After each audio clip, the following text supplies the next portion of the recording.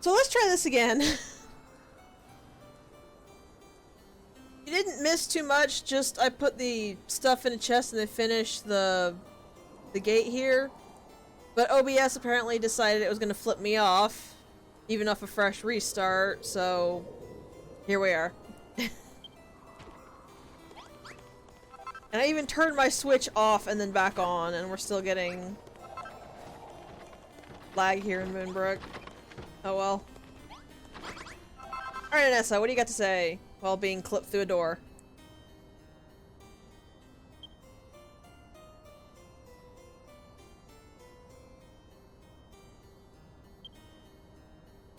Yes! We know! You've said every single solitary time we've talked to you.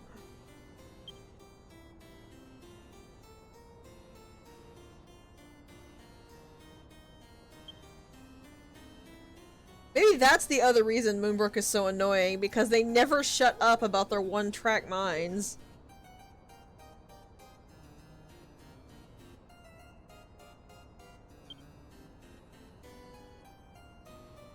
I won't say that there wasn't one-track minds in Crumble Done, but at least that was Babs. And Babs is awesome.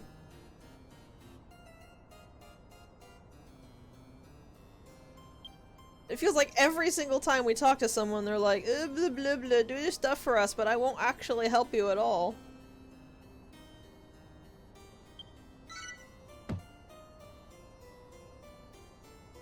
I might be a tiny bit salty because of OBS messing up. I will admit that.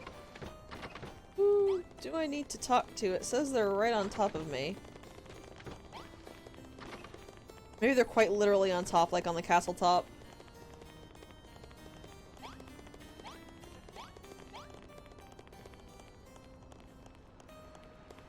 Hello? Oh, it's actually Malroth. Malroth. Also, I've just conceded. The game is gonna lag like crazy here in Moonbrooke, and we're just gonna have to deal with it, considering it's a Switch problem.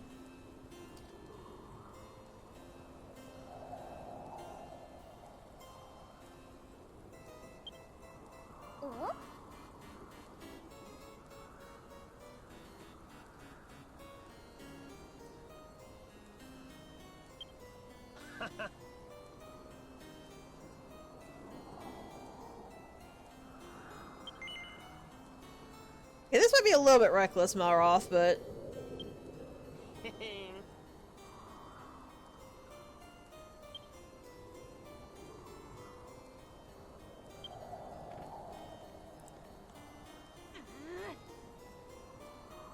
For once, Anessa actually has a point.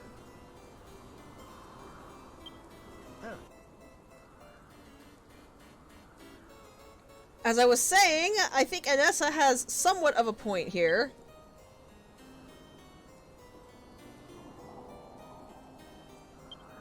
But to be fair, I think Malroth does as well.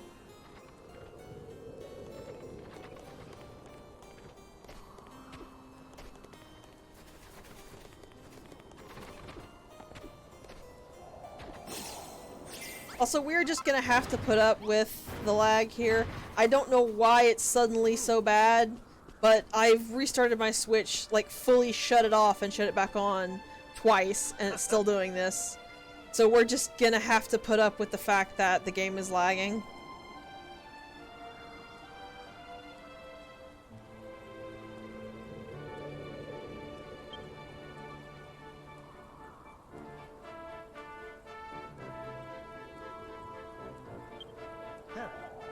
Also, I would like to point out this is the first time Malroth has actually done anything stupid. Like, they're all talking about how, well, I don't know if we can trust him. He's just so better at fighting than we are. I mean, gosh, how can you trust that? All the time before, when Malroth hadn't done anything wrong or even slightly out of line. This is the first time he's doing anything like this.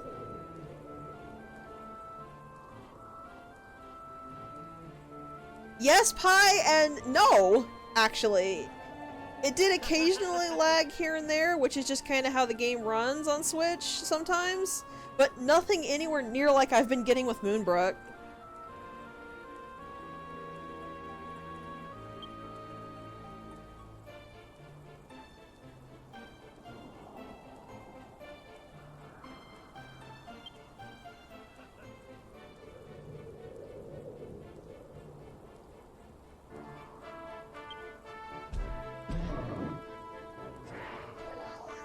Yeah, it's so stupid. I think that's the major issue with it, is if it were anywhere else, I could sort of understand people being uncomfortable that Malroth's so fierce, but you're literally soldiers trained to fight forever. Apparently it is.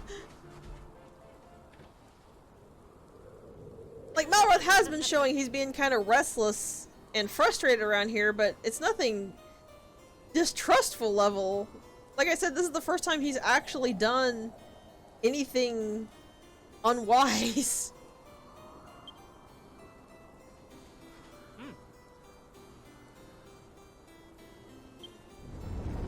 And really the only unwise thing was that we didn't warn the castle ahead of time this was gonna happen.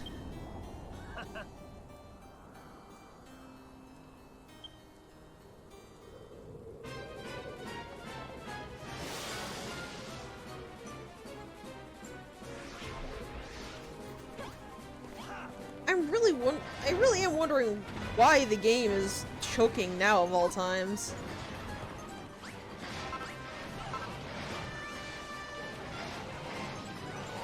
Maybe it's just something about how huge Moonbrooke is.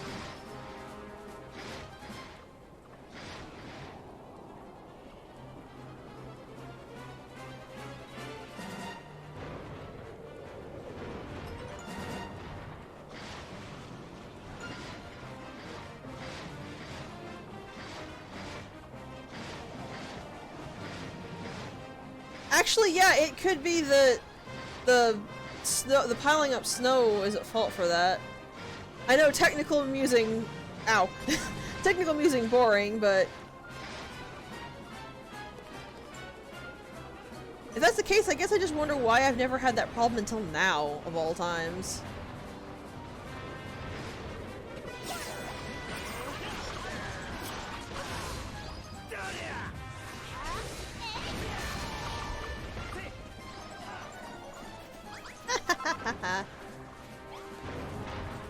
Where's the ladder? There's the ladder.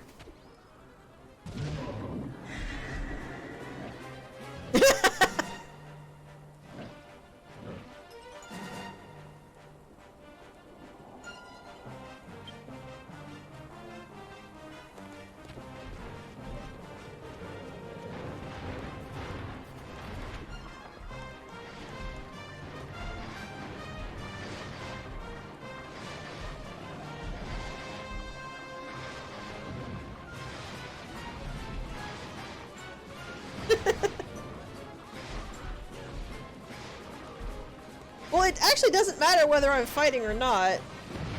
Also, look at that. He just cleaved right through it. So much for the invincible castle blocks.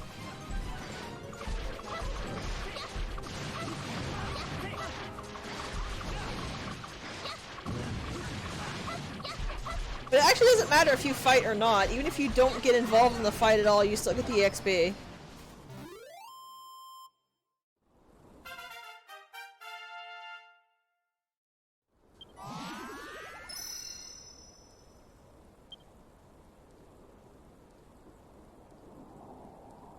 I know it's because the stream's a little bit far behind, but I think he hasn't actually damaged the castle blocks while I'm standing in front of a gaping hole is kind of funny to me.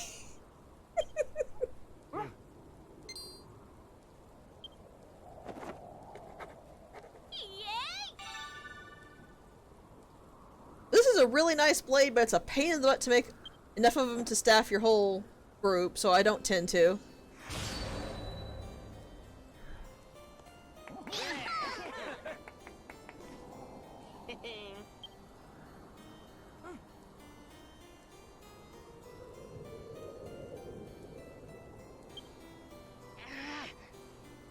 I mean, technically, one, he didn't act alone.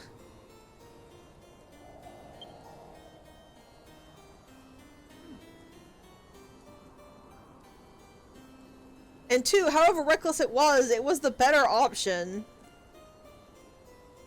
Because they could have just sent the waves at us infinitely.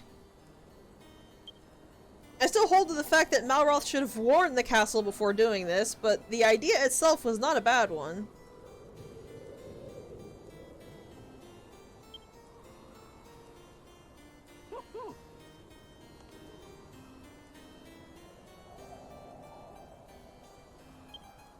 I'll probably do that. I'll probably just make myself one.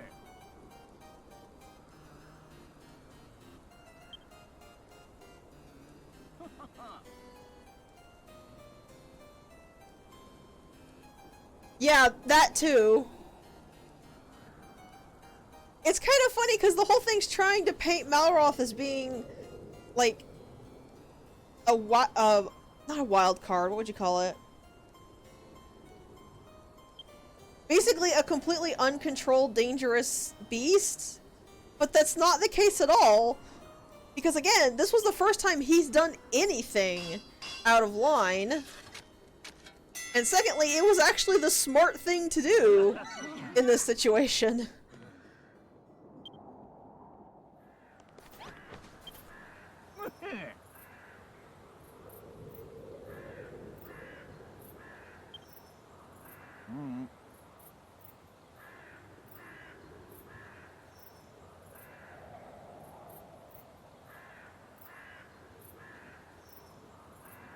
Yeah. This is part of why I said this chapter is so poorly written, because you can see the idea they're trying to get across, but the idea doesn't have any kind of basis in the game's reality.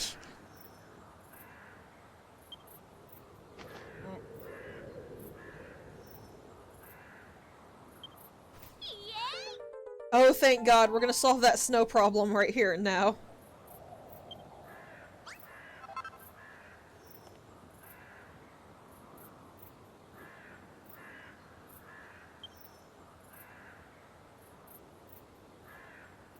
I still find it kind of weird because everything else in the game is written at least consistently.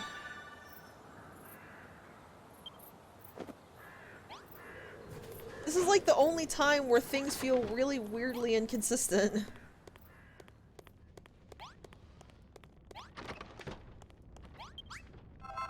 Take some of those. How many steels do I have? 94 steels. Make 30 steels.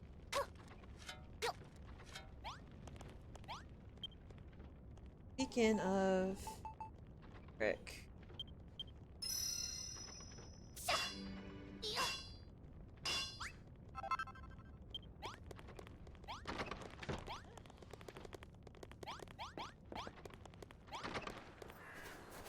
We need to place it right here.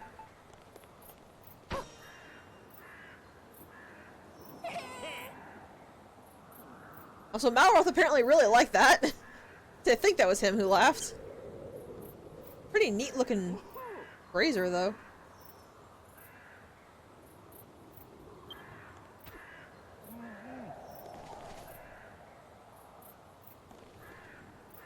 That's very true, it does. And when you place the beacon down, snow stops collecting inside the base. Only inside the base, though. You might notice that the very edge of the castle had snow still collecting on it, because even though I used the actual wall that was placed there, it still counts as outside the base for some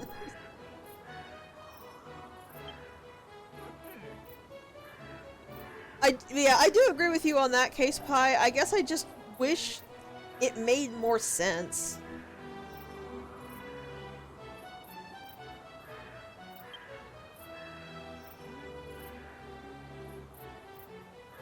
Because I guess my main issue isn't necessarily how the Moonbrooke people act, beyond the fact that they're all jerks, but that's a different problem. So much as the fact you just go along with it without a word. Like, the builder's nice, but there's a difference between being nice and working with people and being a complete doormat and a yes man.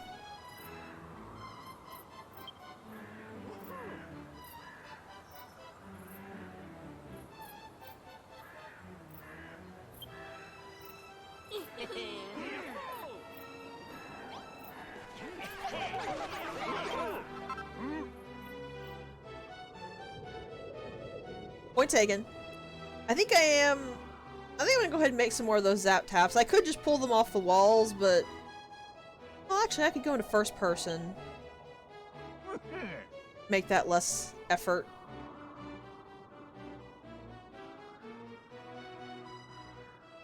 I have an idea I'm going to try.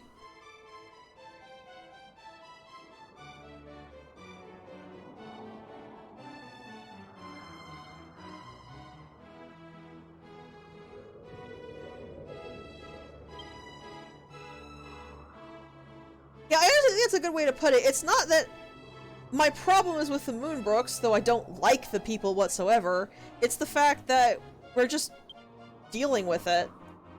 We're not actually, like, making any kind of protest or whatever.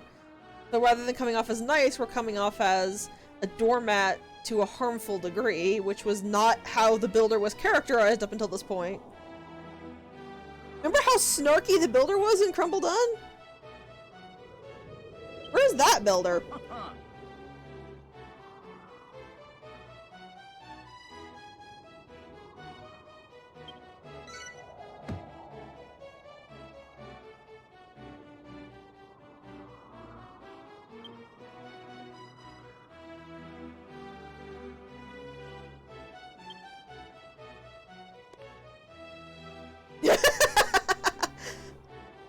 Well, I think basically everybody just decided they're gonna be sleeping for a while.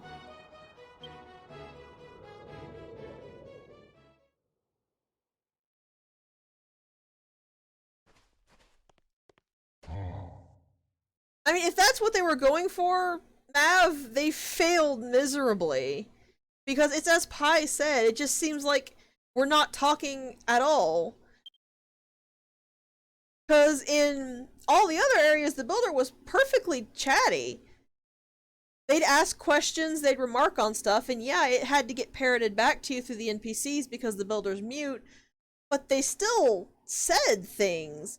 Here, basically, the moment you land on Moonbrooke, the Builder's just a complete robot. They have no will or decision of their own, they're just forced to go along with what everyone else is going along with. You don't even talk at all.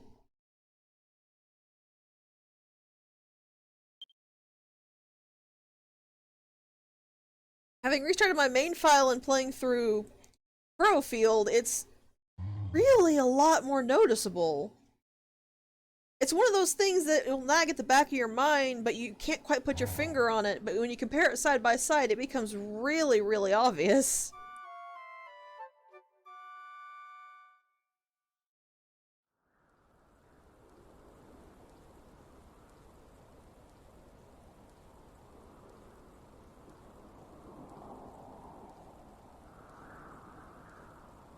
I mean, I wouldn't even say kind of. We're treated like a tool and we're acting like a tool. And that's the problem. Like, this is the first time we've talked in the entire chapter, maybe?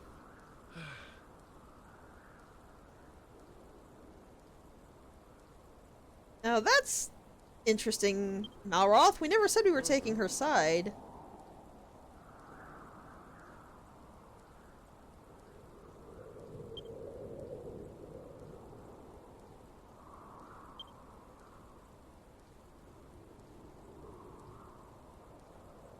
Looks like he got over it pretty quick, though.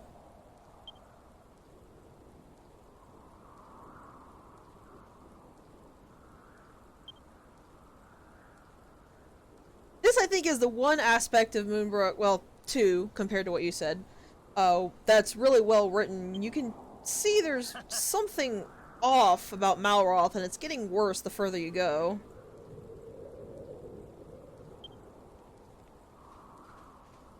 Also, I think I take back all of my complaints about the king. The king's actually not a bad guy. I think most of my complaints about the king was just about the fact that the plot has forced the Builder into being a mute tool.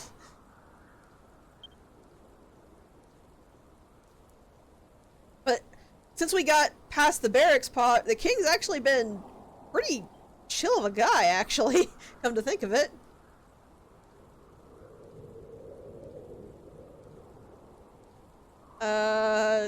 Who apparently has his own. Kingy, what are you talking about?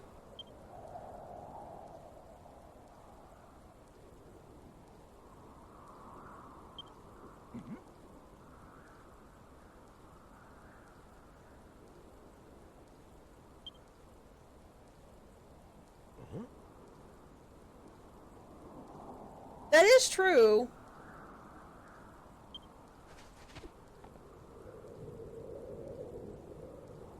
Yeah. And everything Malroth said, that's what the king's upset about. Huh. Also, dang, Malroth has really good ears.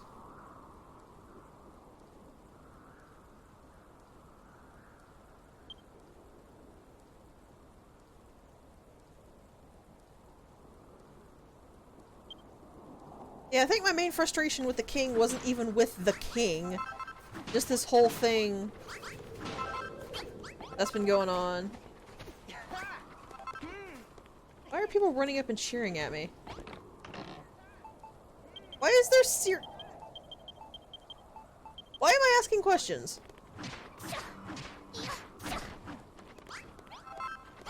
I'm gonna go make some more castle. I'm gonna walk into the first aid station is what I'm gonna do first. More castle brick.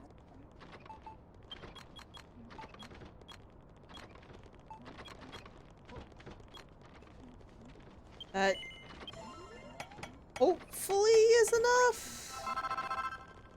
Apparently there's more in a chest around here somewhere.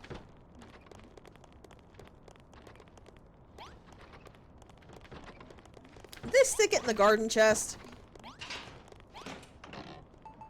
No, but they stuck stone in the garden chest. I do not understand NPCs, I swear.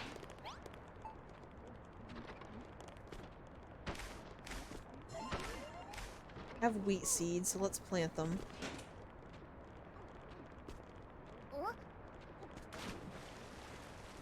Seed.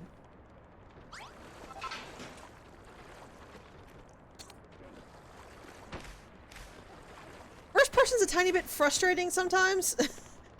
Normally it's not that bad, but there's just times. I'm actually gonna get out a little bit while I'm here.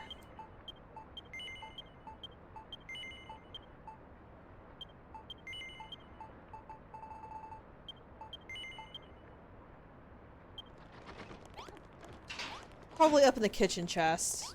Why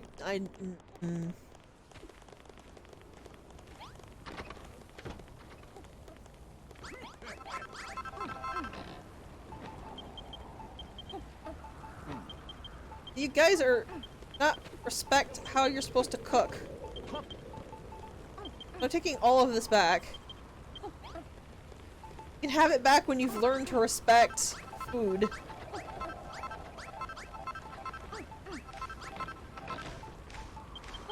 Knowing y'all is probably never, but...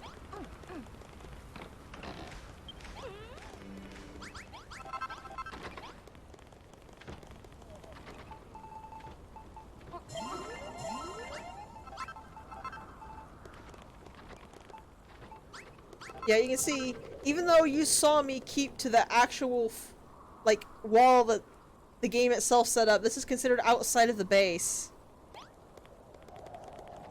So much about Moonbrooke just raises so many questions to me.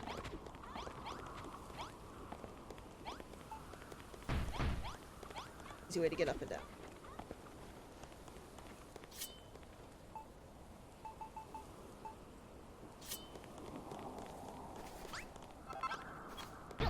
This isn't gonna look even remotely even, but quite frankly, I don't care at this point.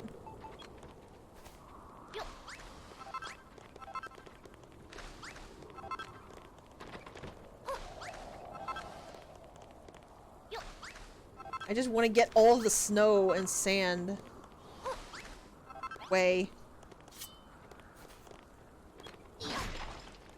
Luckily, you can do this, which is kind of interesting. You can break the broken blocks without actually having to remove spikes if you look down.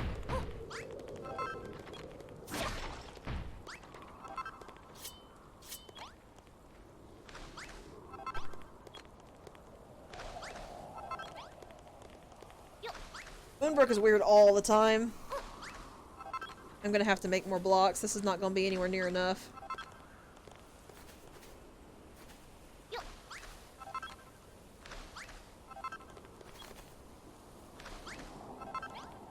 Luckily I've got an insane amount of marble.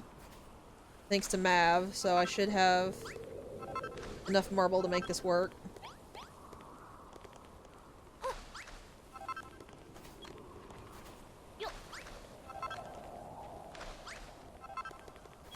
Yeah, NPCs can do that. They aren't really constrained by silly little things like physics.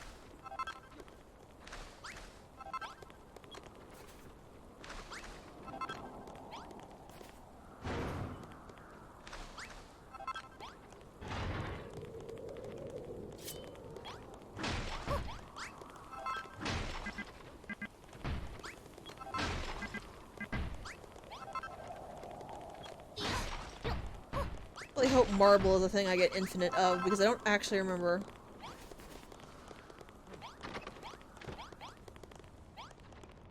Station again. That was perhaps not the best place to put the first aid station.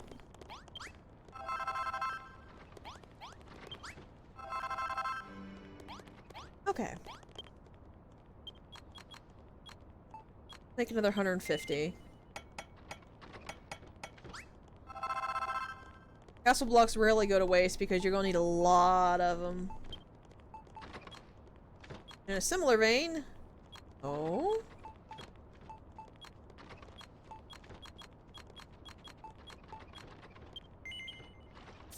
Spikes rarely go to waste as well. Right, didn't you fully disassemble the entire castle? I remember you telling me that you did that. You were so spiteful when Moonbrooke ended, you just stole every single block in the castle. You disassembled the gate, you disassembled the castle itself, you left nothing but an empty snowfield behind. I was both impressed and slightly frightened.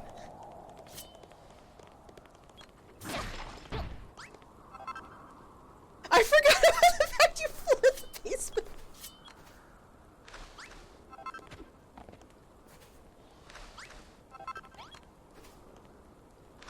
Yeah, you literally left Moonbrooke completely destitute.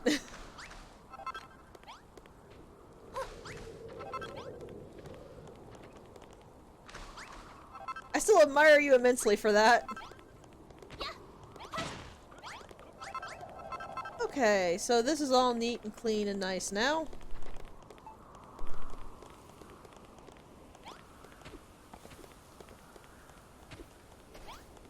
This is for getting up on the overall wall. Eh.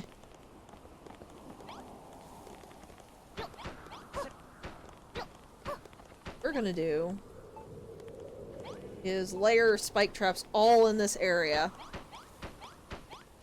Monsters never actually go any further than this, and they sometimes don't even come over here because they don't think to get up on the wall through that staircase. Maybe I better make sure that they can't.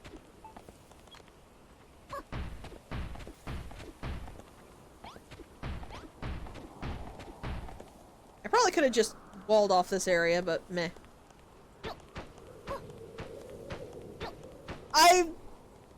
I'm seriously impressed. I really am. I cannot imagine how long it took you to disassemble the entire gate on top of the entire castle.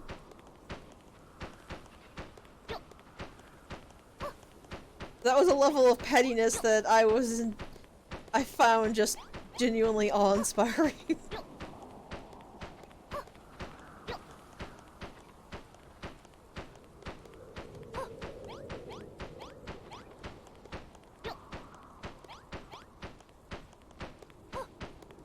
I'm not gonna bother putting any spike traps outside the gates for the moment. But that reason why will become obvious fairly quickly.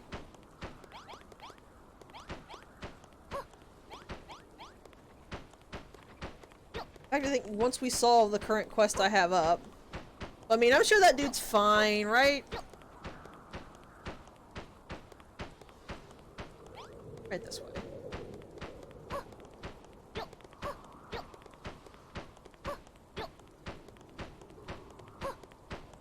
All the way.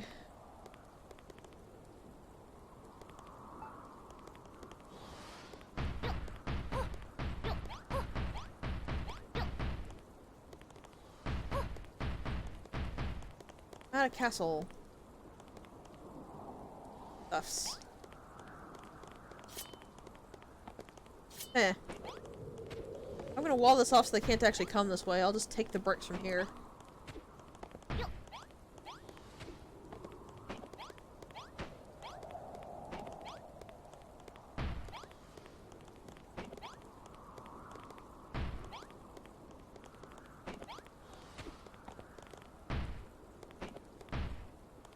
And then I'll come get this. Pretty much, yeah. Like, no, they're fine. I have to fix up this castle.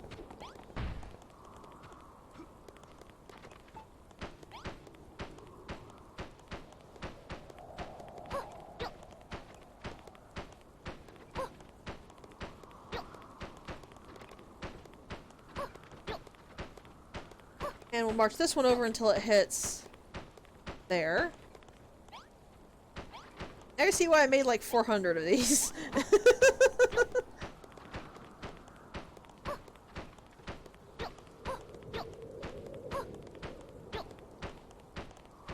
feel like it was less the spikes and more the really gloomy atmosphere he liked.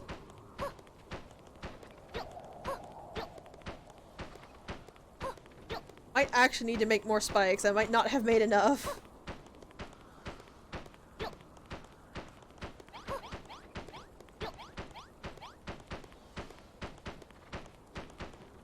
I think that's actually reflected if you check Malroth's preferences when you're using the ledger.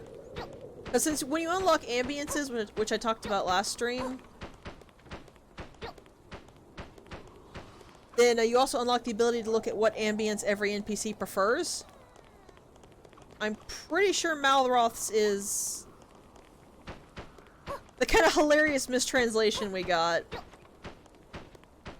Well, it might not be mistranslation, it might be more of a misunderstanding, but there's an ambience that's called flamboyant that's not flamboyant in the way English speakers think flamboyant is. It's basically a bunch of the evil stuff, like the evil statue I got way back in Furrowfield when I was making the shrine for the ghost. That kind of stuff increases the flamboyant ambience, which was why I think it was mistranslated, because that's not what you would normally call flamboyant, I wouldn't think.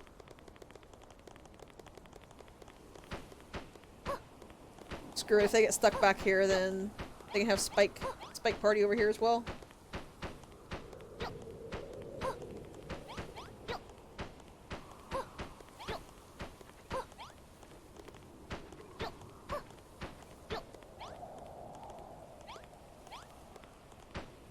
I'll probably fill it out once I make more spikes, but this is really all I wanted to do right now.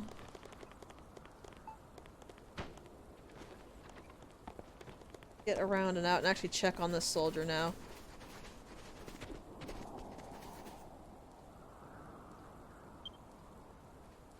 Buddy,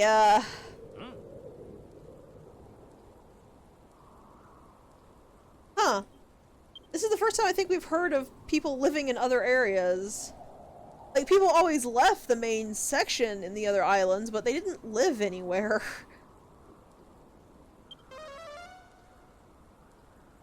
That was a spell charge sound. Sure enough.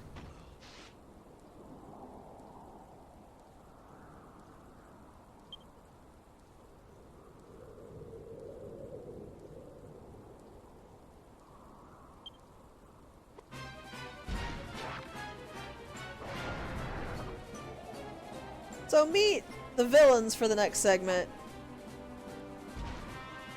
We have the Hair Force, which are a bunch of furry enemies.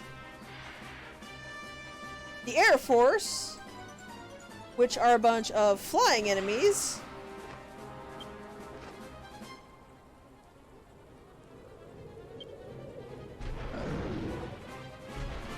And the Scare Force, which are supposed to be scary enemies, I guess?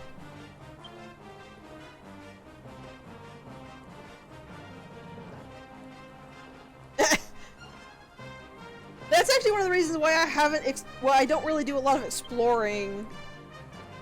And why I leave stuff like all of the mini metal shrines until after we finish the story, because it doesn't adjust things.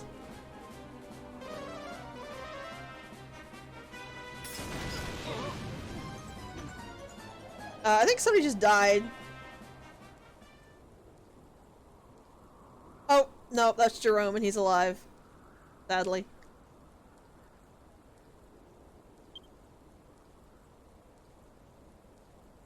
I'm fairly certain this is supposed to be like a Hogan's Heroes reference, but I don't actually know what Hogan's Heroes actually are.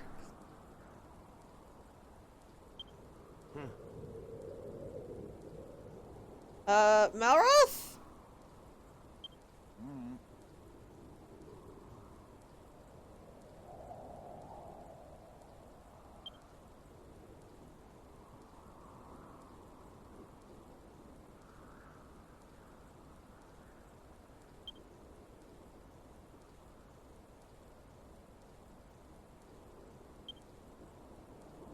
Oh no. Where's my phone? Maybe I can get through a hero's map before he's done talking.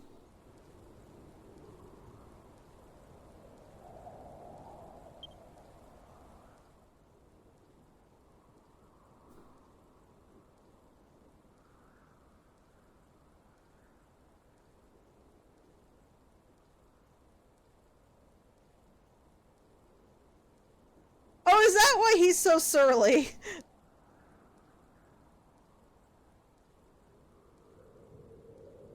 He was bitten by the Brit virus, that's why he's been so passive-aggressive. Actually, I don't think there's anything passive about his aggression.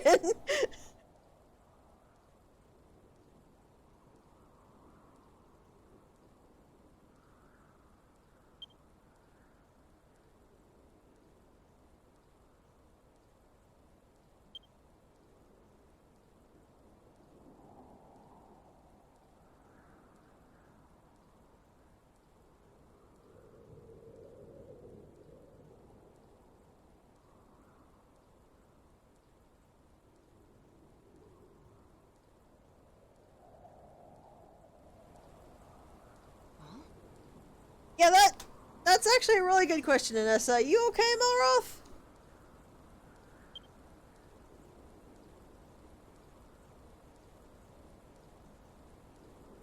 You sure?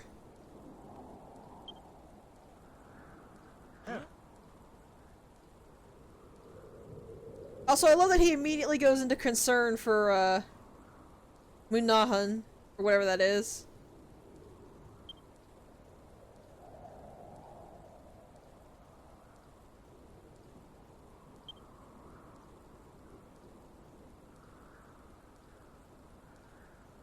And apparently that voice made him nervous about us getting hurt. Malroth is a sweetie.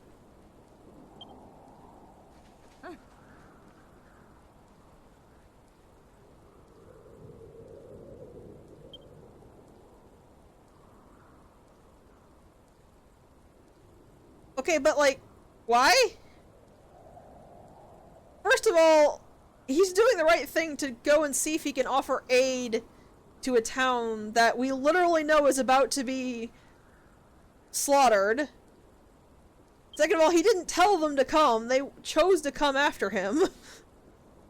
So I feel like that would not necessarily be his fault if something happened.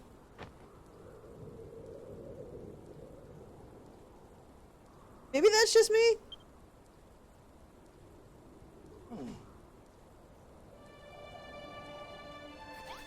Like, I get running off and then getting someone killed because I ran after you to try to protect you or help you is a problem, but that's not really Malroth's fault.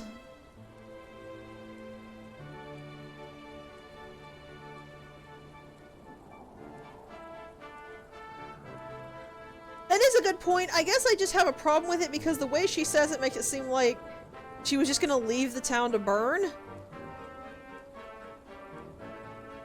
Especially considering her whole blasé attitude to everything that's been going on. Maybe that's my problem with it.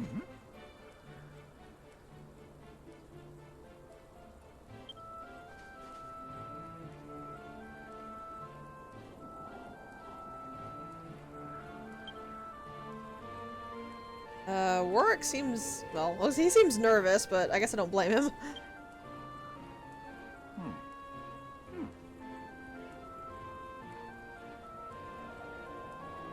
Most likely though, Pi, you're probably right. That she was just really concerned that he and the soldiers basically all ran off to go fight a bunch of big boss monsters by themselves. That's probably exactly what it is. Like I said, I just always read it as her being less as concerned as more, well, we're just gonna leave them to burn, so why are you doing this?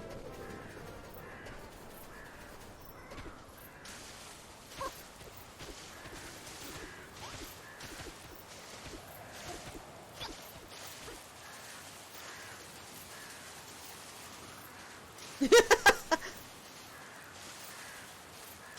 fact that she does immediately come with us does actually paint her in a better light, though, you're thinking about it. This is why I like playing games with other people watching, because they can give me new views on things that I've never actually thought about, and I can see things in a different paint color. That wasn't quite what I wanted to say, but the point was gotten. Also, this doesn't really look like Hogan's Heroes. This looks like a bunch of scrubs that we've already killed a lot.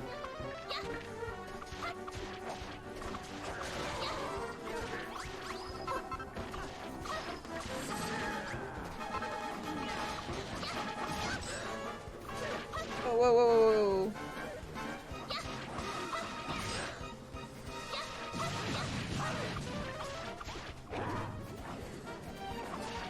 Ah! Nope, nope, that's a sleep thing.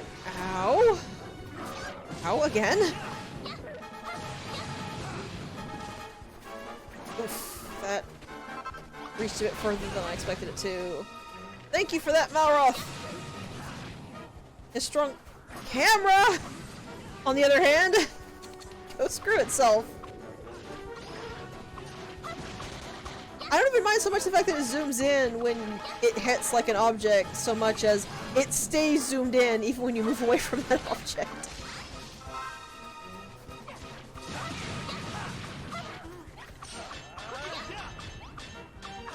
And a little bit more behind it. There we go. Yes, in a different light was probably what I should have said.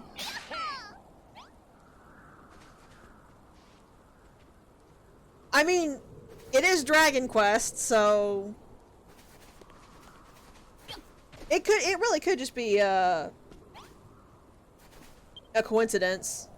That's a very American thing, I'm pretty sure. All these soldiers are dead. Malroth, what happened?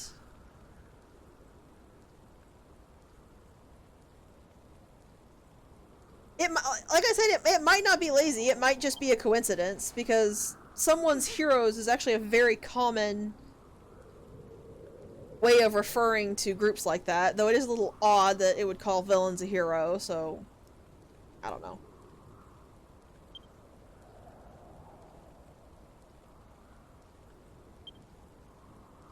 Malroth?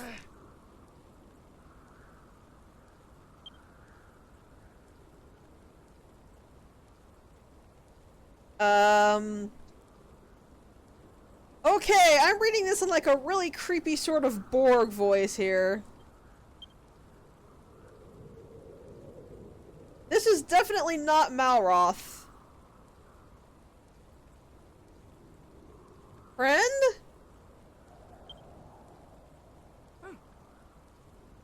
Okay, Anessa, I don't know you've only known him for a few days, but this is drastically different from what you've heard. Like, not even in spirit. Malroth doesn't talk that way.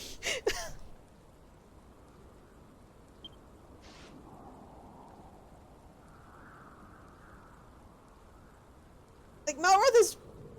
He does use some weirdly advanced words, but for the most part, he's very common talking. Even if you've only known him for a few days, you really should be able to recognize that that's not how he talks.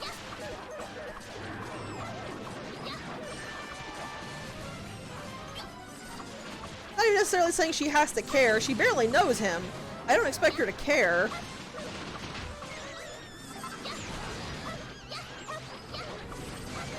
But like I said, that's dramatically different from the way the dude talks. The dude who you've known for days talks. And days isn't a very long time, but I feel like it's long enough to understand if somebody talks specifically formally or not.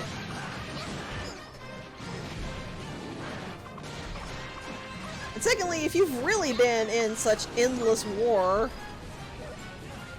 and been super loyal to Hargon and all this, you shouldn't really balk at dead bodies that much. Not saying she shouldn't care, just seems kind of weird. She would be that upset, I guess is what I'm going at for here. Fortunately did not help Malroth. I think I have a bet on me. I do not.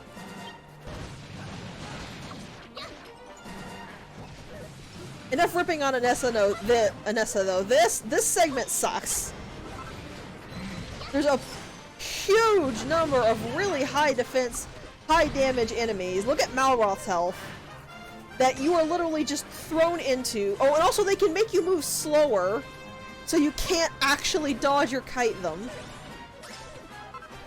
And you're given basically no warning that this is gonna happen. Like, thankfully at least you don't have to kill everybody, I guess. It's still really nasty though.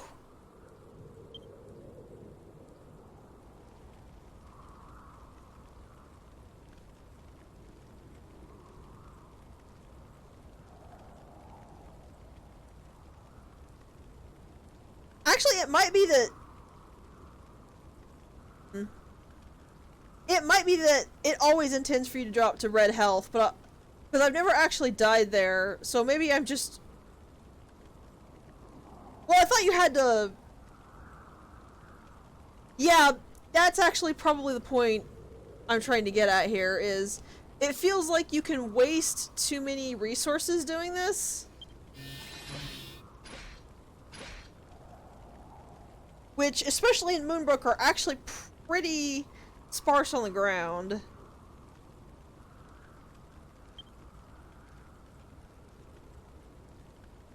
But what I was gonna say is that maybe it was just a case of you're always supposed to get knocked into red health, and I've just always been fighting too much. But I could have sworn I've actually just... I tried to just let them knock me into red health immediately, and then I lost the battle. Which is usually why I'm so salty about that battle, but I could be entirely wrong.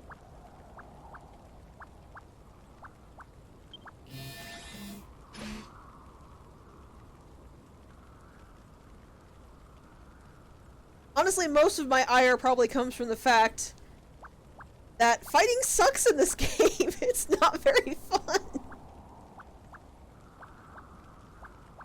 And then you get thrown in that huge old wave, like what you said, there's no indication you're supposed to lose, because we've been hit by waves like that before.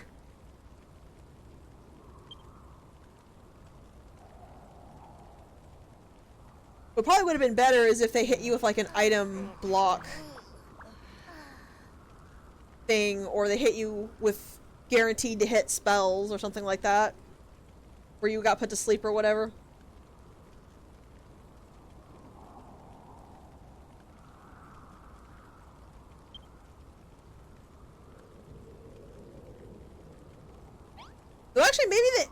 Malroth is the hint. Oh god, that would make the combat in this game so much less miserable to actually do. Being able to do more than stand, press button till thing fall down would just be so much less, so much more fun to play. What I was going to say was, I think maybe the hint is supposed to be Malroth.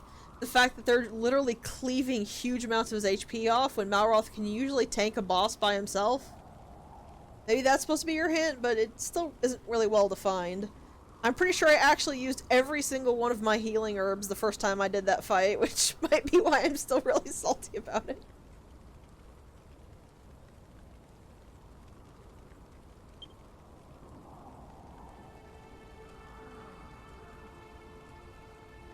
That being said, I am actually gonna ease up on Anessa a bit. While I do think it's weird she seems to care so much when their whole philosophy was, well, you're in a never-ending war, so inevitably people are gonna die left and right.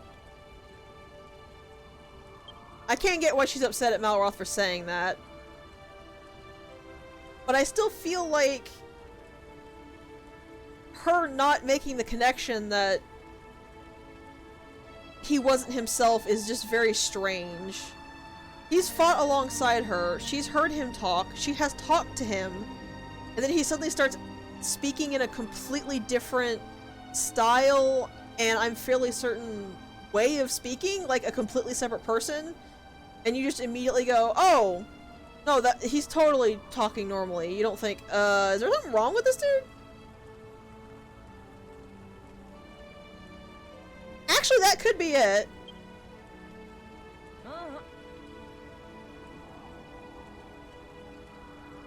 Also, then there's this. That makes Anessa seem like a giant hypocrite. She starts yelling at Malroth for insulting the soldiers, and then when Warwick says that, she basically just turns around and goes, oh, quit your whining, you little baby, they're dead.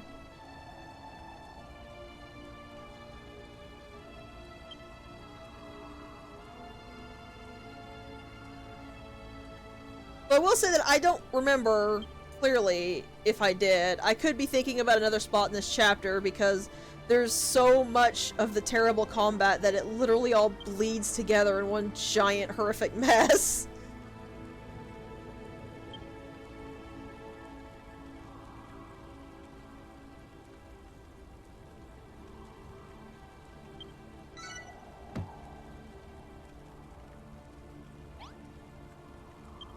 But if I did actually lose here, then that might be it.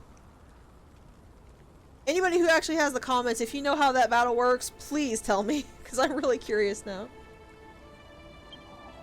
Yeah, Malroth's not doing fantastically right now.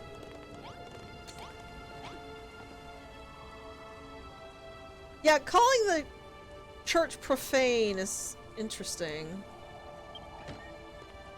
Oh, there's a lady here.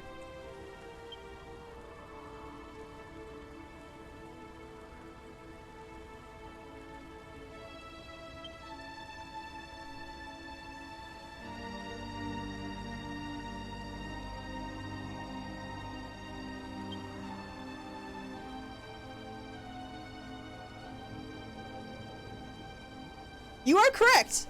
Esther is actually the other of my favorite characters here. Well, one of the group. I don't remember if I said it was 2 or 4. But yes, Malroth actually told her to hide, and the reason we found him in front of the church was because he was preventing the monsters from getting in the church at her.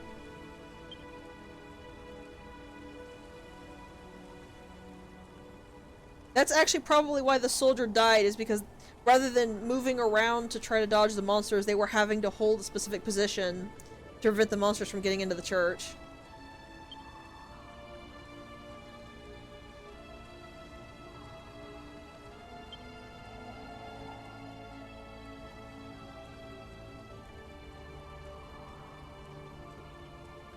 I will say that maybe I'm being too hard on the NPCs when they give Malroth a hard time, but it just feels like they should all be they all, it doesn't even feel like that. They all are conversing in the base. It's implied that Malroth talks to everyone fairly often, so you'd think they'd know him better.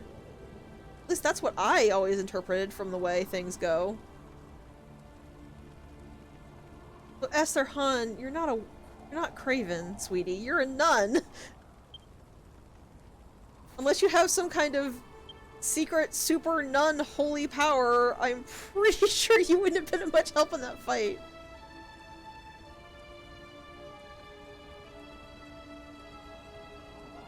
Yeah. Maybe that's why I'm being so hard on Anessa, actually, is because if the distrust started here, that would make an intense amount of sense. Intense amount of sense. If everyone was distrusting Malroth starting from this point, that would fit, because he's acting really weird, and even we acknowledge he's acting really weird.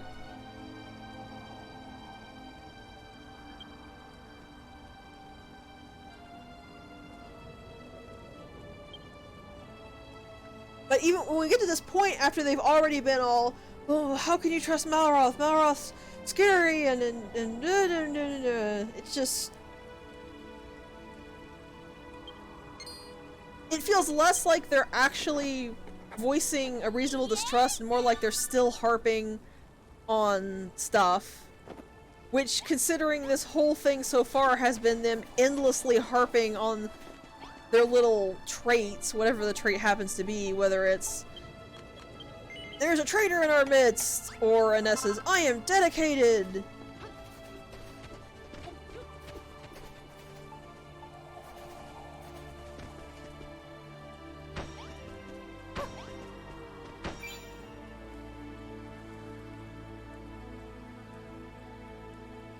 And let's not forget the incredibly hypocritical thing of being upset that Malroth, quote-unquote, got soldiers killed. And then immediately turning on Warwick and telling him to stop being a little wuss because they're dead and gone and they're not coming back. That's pretty, yeah.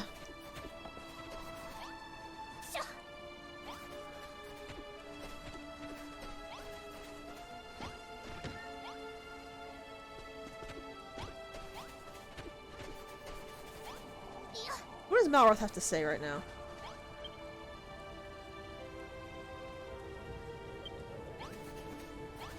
He's still kind of out of it, it looks like. Yeah.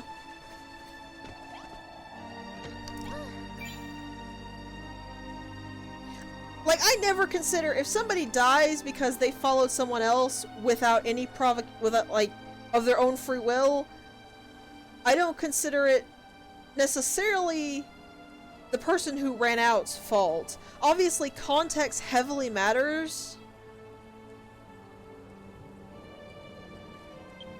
Like, if you have a random green soldier run out into enemy territory and then get a good unit of people killed because they went after that soldier, then yeah, I would consider that soldier at fault for doing that. But in this case, Malroth wasn't like headstrong running into an enemy because of pride. He was running into Munanan because he wanted to protect people, and I think that's something vastly different.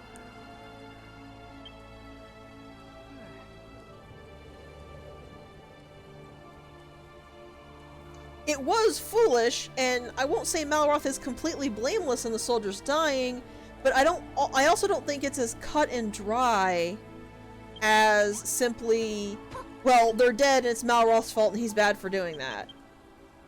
I don't think it's anywhere near as that clear in this situation.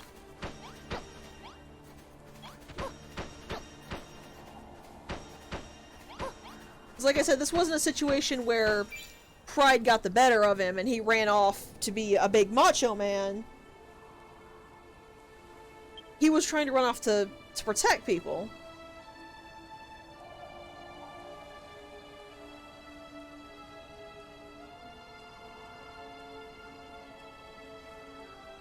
Yeah, that's also a point.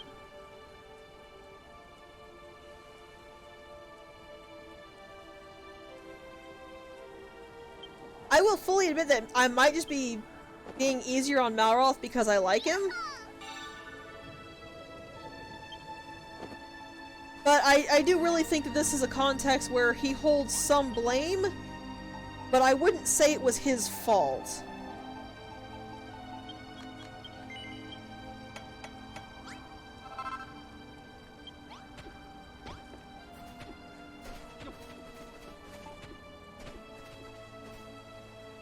Yeah, scooch up one more.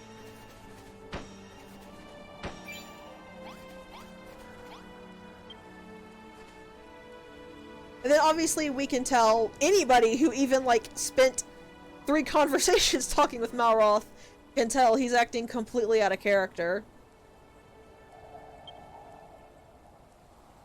Like heck, I've had characters I dislike who were in a situation like Malroth where they started drastically acting out of character, and I was like, is there something going on here? I had like barely 4 conversations with them, but I could tell that they weren't even remotely in character.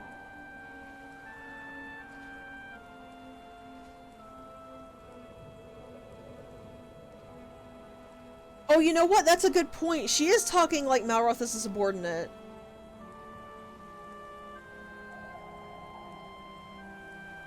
It's actually the same as the Builder, because they're treating us like we're some servant beneath them to do what they want us to do. And I never realized it, but you are right, that does extend to Malroth. They're acting like Malroth is one of their rank and file.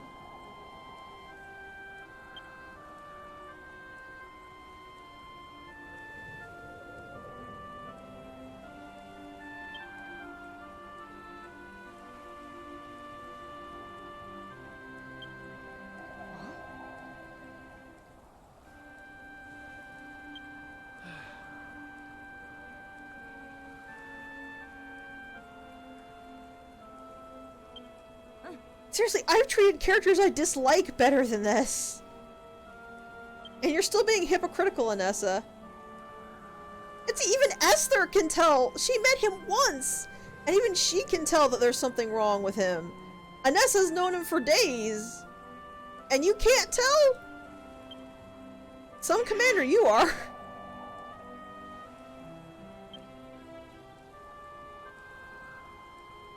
Also, you're right, he does drop contractions.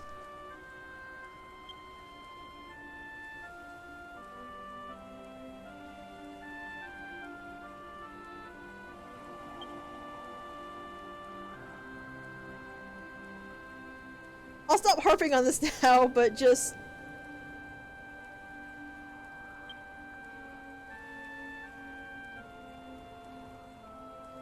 This is one of the sections that I think is actually part of the really well-written part of Moonbrooke in general, because this section was well-written, even if the battle itself was bad. Because you can see the major change in Malroth, and it does show you that Anessa's a lot more hypocritical and less observant than she makes herself seem to be. It also shows that she has a pretty huge bias against Malroth from the start. If the nun who spoke to him once can tell more about Malroth than she can, she's clearly never given him a chance in the first place.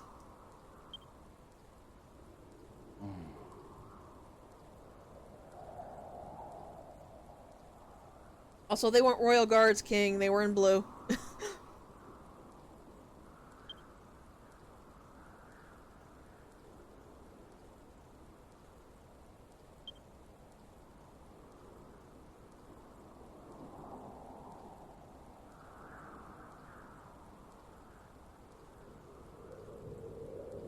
Yeah, that's also a problem. As I did do kind of both. Have some fears that I was just being blind to it because I like Malroth. So it was like, oh, you're just being unreasonable when I'm not seeing it from their perspective. But it really just feels like Anessa's perspective is rude, biased, and uncaring when it comes to Malroth. Malroth. Talk to him again. Where is he?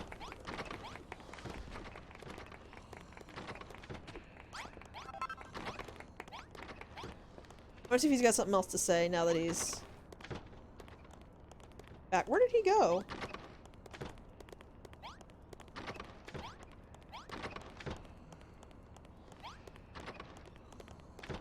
Why are you over here? You have a room, Malroth. Also, there's the other thing, is the way Warwick was acting, they don't really seem like soldiers at all, do they? It's like this is the first time they've ever experienced an actual death, which is interesting.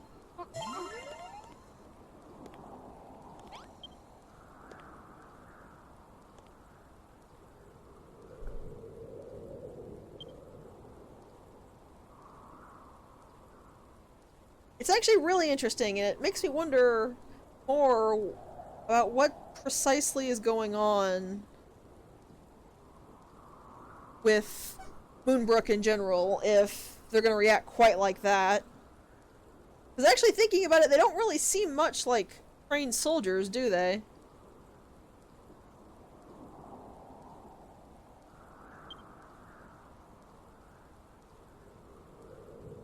Also, really interesting thing on Esther here.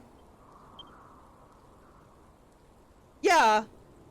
Esther's fully into the goddess and actually normal building. Well, I mean, the thing about that, Maverick, is it wasn't so much they didn't want them to die as they didn't want to wipe them out. Killing them and wiping them out are two very drastically different things. And if it was a world of unending war, it's just not feasible to think that nobody died ever. Which is why that's so curious to me. Because it does feel like they're... Basically, the way that Anessa reacted feels more like... I don't know...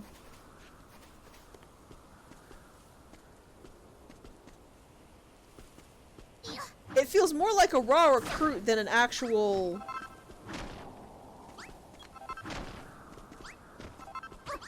like... soldier, you know? I'm having trouble actually getting the point I'm trying to say out.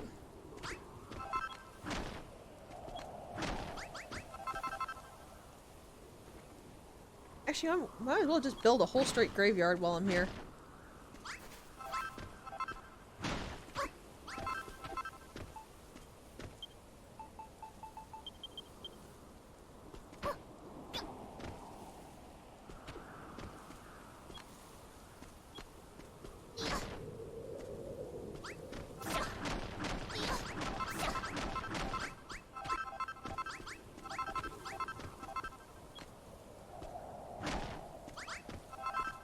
I do stand by the fact that I really do like the writing in that section, though.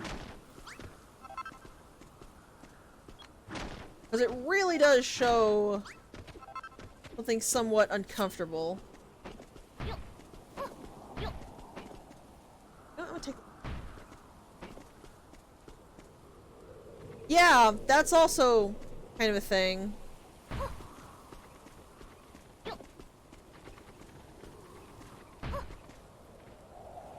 A lot's not adding up, I guess is the main way to put it.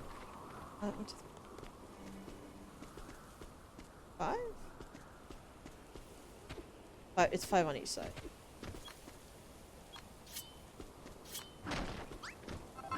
A lot's not adding up, and it kind of feels like Malroth might be the least of our problems right now.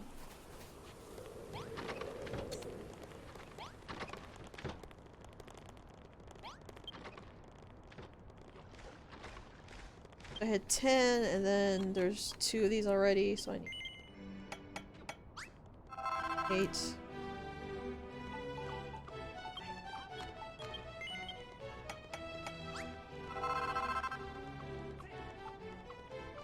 Castle blocks. It's like, okay, wait a minute, I need one more thing. What was it?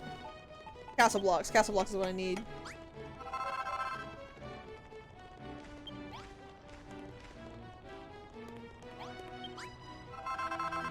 So, anybody who's been playing along has probably already guessed, but coming off the, what, 20-minute discussion there, I'm just going to go ahead and confirm that, yes, we have now hit the point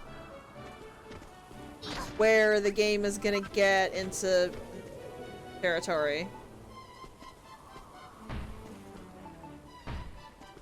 Eh.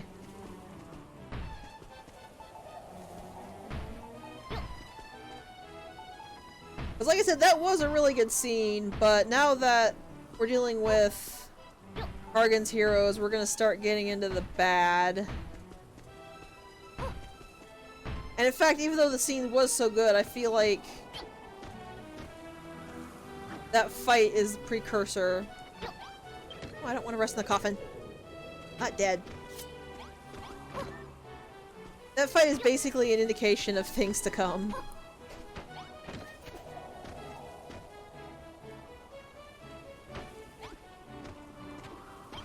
Don't want to get in the coffin.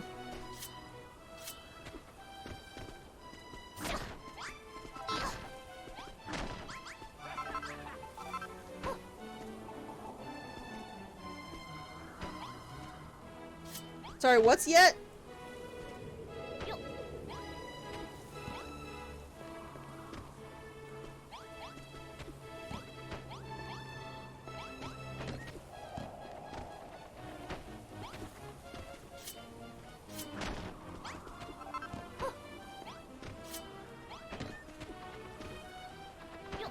Also, yes, I'm overly thorough in making stuff like this. It's fun. So much as making an actual graveyard that I'm going to bury an actual body in is fun, but...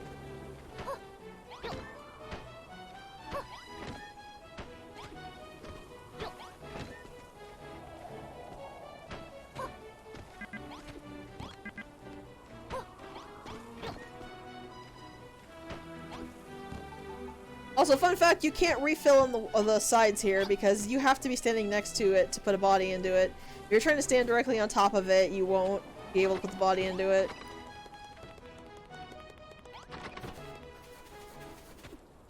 Speaking of body, let's go bury a dude.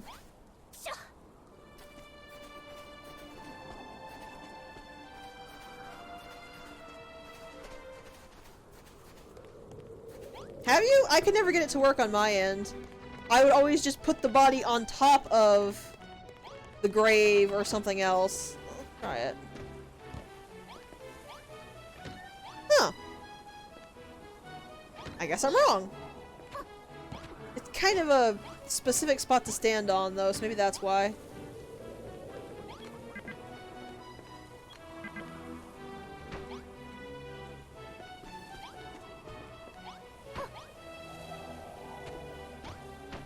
Anyway, there's body number one.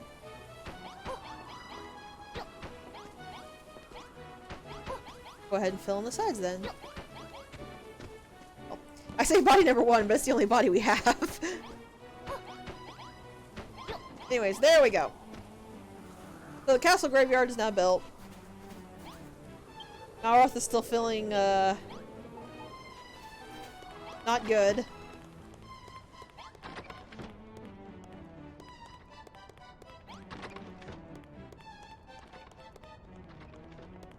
I'm pretty sure I didn't. I'm pretty sure I got in the hole for that. But I might have.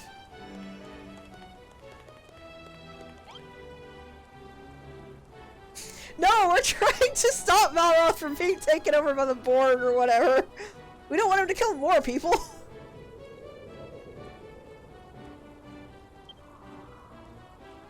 Well, I talked a lot about it, but I'm actually curious. What do you guys think? Well, people actually in the stream and anybody watching this on YouTube, what do you think about that scene specifically? How Anessa is written, how Malroth is written, how they're reacting. The fact that Esther apparently knows Malroth better than Anessa does, even though Esther's met him once and Anessa has been living with him for the past week, at minimum.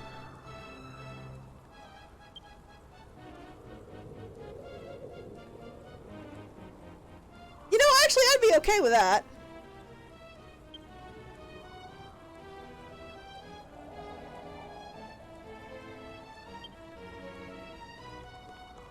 Hey! I think Malroth feels better. Oh good, he is feeling better. That's a relief.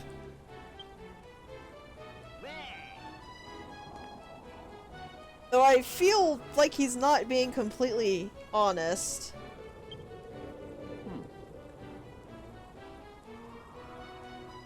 I feel like you feel a lot guiltier than you're letting on, Malroth.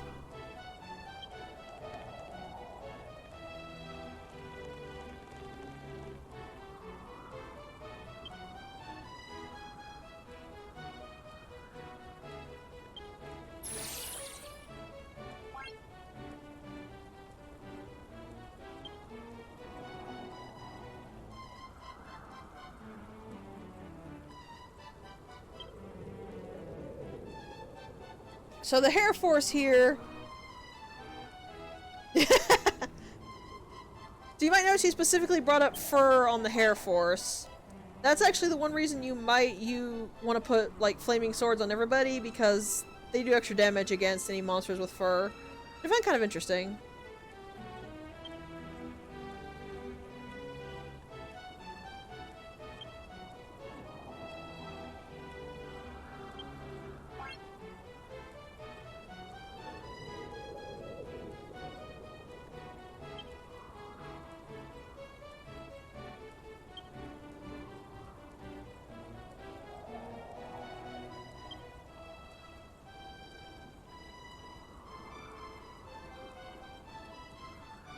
So we're gonna make more magic weapons!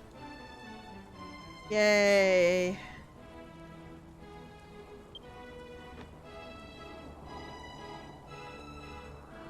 Also, interestingly, Anessa didn't protest that time.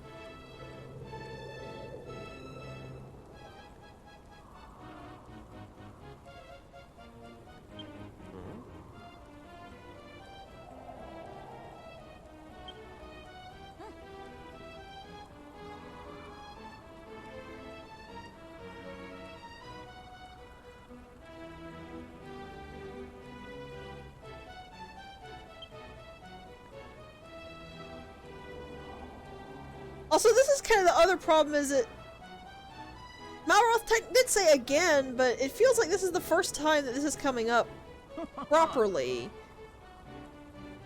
I think maybe if they hadn't been harping on the spy so much early on, and just brought it up here, like maybe the training sword thing with Zara, and then bringing it up here with the fortifications, it might have felt a bit less hammered in your face.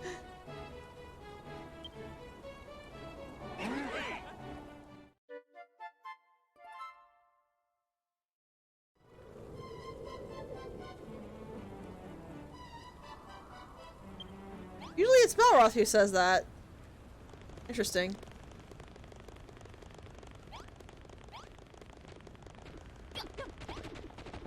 I do think you've basically hit right on the nose. Why am I going down here? I do think you basically hit right on the nose what my major problem with the chapter is, though, Pi. The builder basically is treated like a tool and becomes a tool. And then Malroth is treated like a subordinate who's just out of line and being insubordinate. Neither of which fit anything. And the builder was very chatty and snarky in the first two, and in this one it's like they just don't exist. They're basically just a cardboard cutout.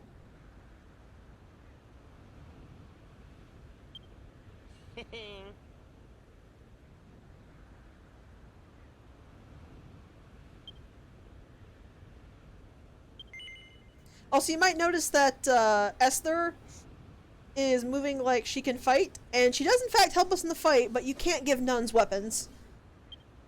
They instead focus on magic attacks.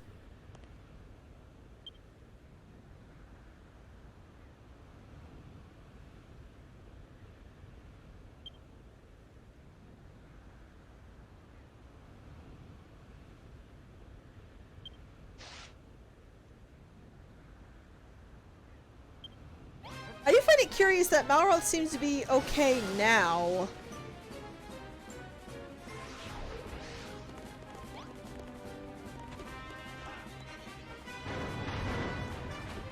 I should probably actually go check the herbs, because I don't have much healing anymore. Also, I'm not gonna really doing much anything in terms of going ornate with building stuff. The floor of the starting area was the last you got from me.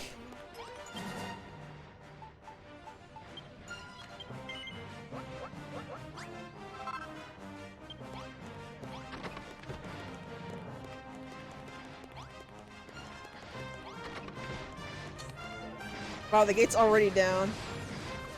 Yeah. So I was right, it's not the second to last wave. It's not the last wave that has them that can break the walls. It's not even the second to last wave.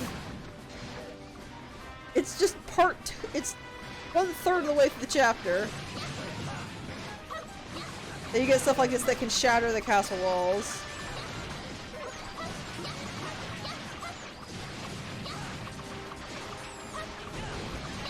Actually, you know what, Pi, I think you're right. Because if anybody at any other point dies, they're not actually dead, they're just knocked to the ground.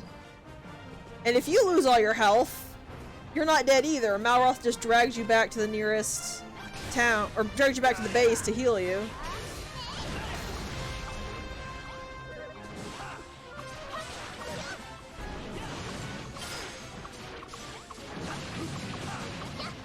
Which I might show in like a little bonus video, because I've never actually had that happen before, because it's not...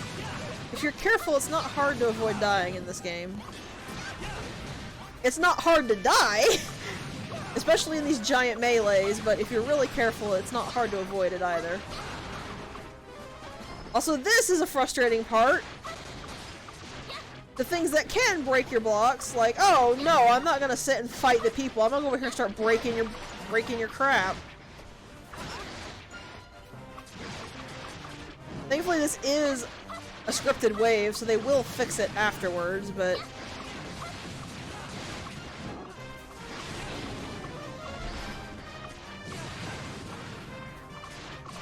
Also, this is the Scare Force, if you didn't guess. That's gonna miss. No, it didn't. I'm actually shocked.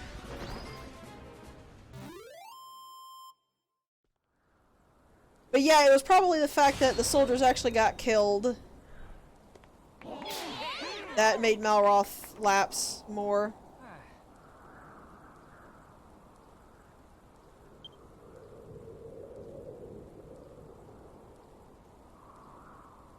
Yeah, they broke the unbreakable castle blocks.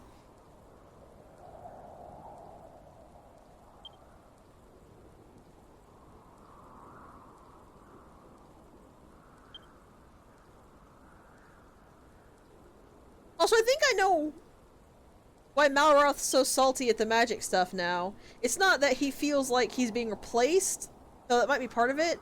I think it's part that he's not used to things being stronger than he is. Like, significantly so. The bosses were, but for the normal fights, he could just wade in and start stabbing or slashing or bashing stuff. And that was enough, but that's not the case with these monsters, and I think Malroth's feeling a little insecure about that. Especially because he can't build, all he can do is break stuff.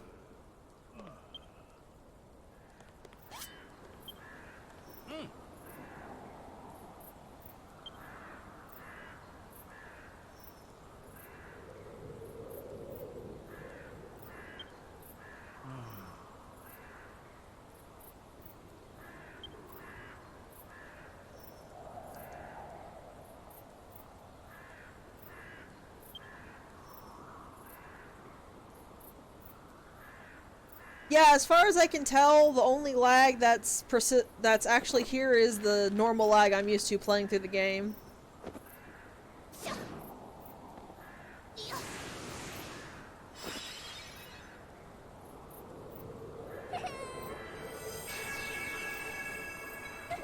So this is what I meant when I said that we would be doing the big gate for basically the entire chapter. We're going to be expanding this out for every single fight we have. The good news, at least, is that any damages from the waves will be repaired when you go into the next fortifications, but the bad news is that's only as long as the fortifications, or as long as the blueprint is actually up. And if you get hit with a wave between finishing the blueprints and the next blueprint going up, you're kind of in trouble.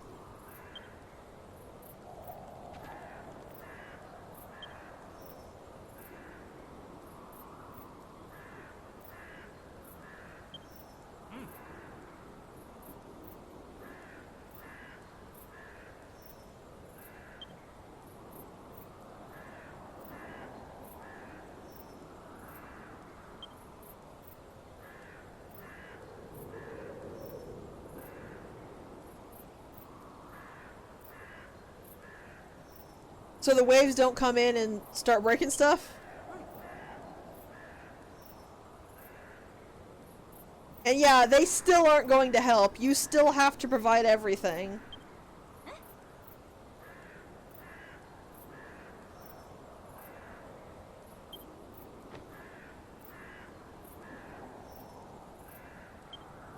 It's probably that, and also so you're not bored while you're sitting there waiting for them to do it. Hey, Malroth.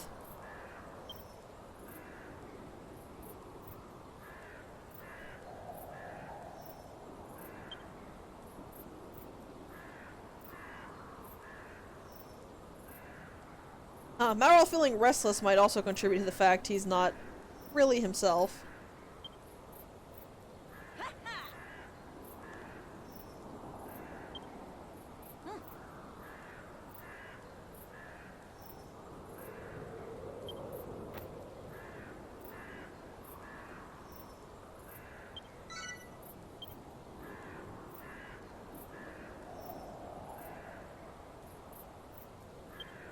That's also probably extra annoying. It's like, I get it's because it's not the big final thing you're supposed to build. But basically going, yeah, do all the work for us, okay? A little bit frustrating for such a big scale building project. I still have enough marble to last for a while.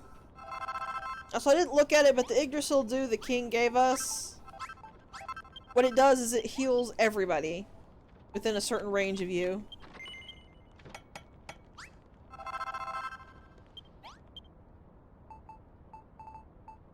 So basically, if you see a bunch of people who are hurt, go to them and then use the Yggdrasil dew and it should heal them. At least that's what I remember it doing.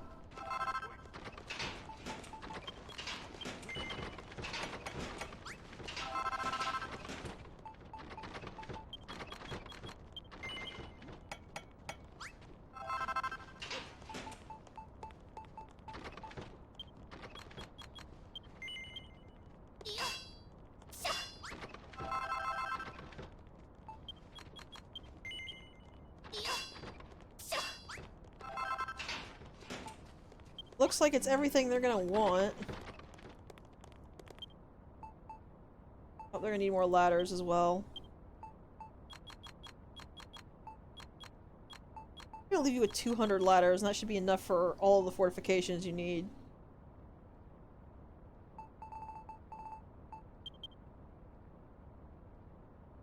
Yeah, that's everything.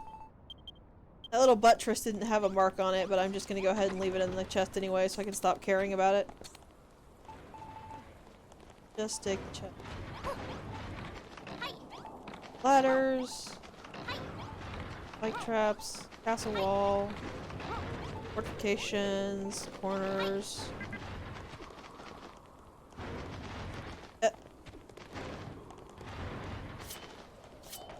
What? Okay. I guess the NPC's just... That NPC just got my way, so I put it on top of the chest instead. Sure thing. I have actually had that happen before.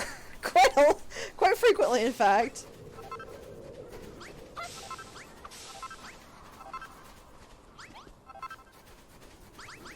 I really like the way Moonbrooke looks. I love all of this snow.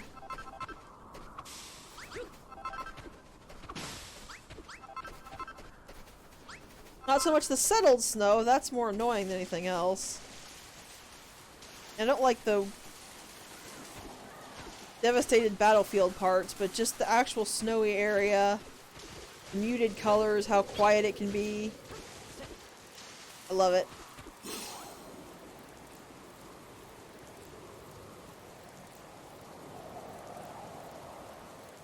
Weapon stands? Slowly, slowly, slowly. Yep, there we go.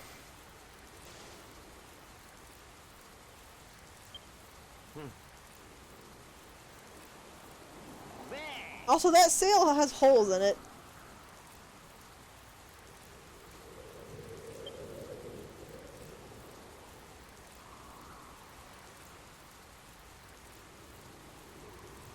Oh. Malroth's so disappointed he doesn't get to break stuff.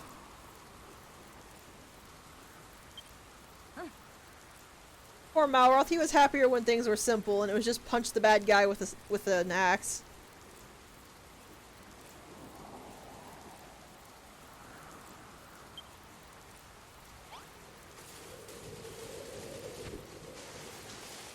Oh, so that's a friendly wolf, but he's got nothing for us right now.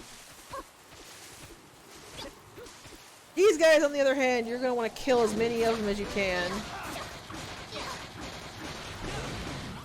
Remember the rock bomb shards? We got some of those in Crumble Dun. Well, they're basically vital here. Because these rock bomb shards are how you make those flame swords. I think you need like 13 per flame sword, and you only get 2 per kill.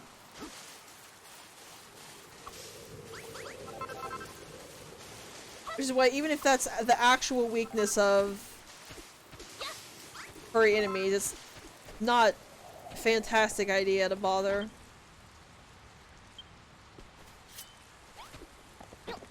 Bother equipping everybody.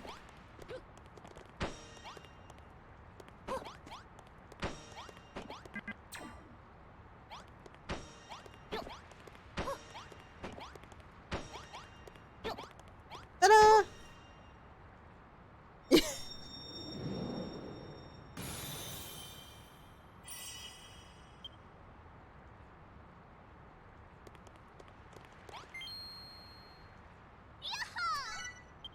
I like to think he's smarter than Skirmir.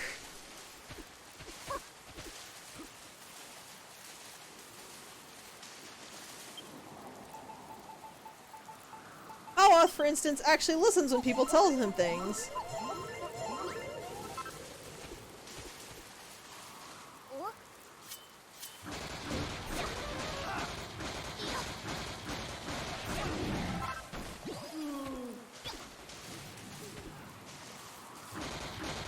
To be fair, I think a warm potato is probably smarter than Skirmir.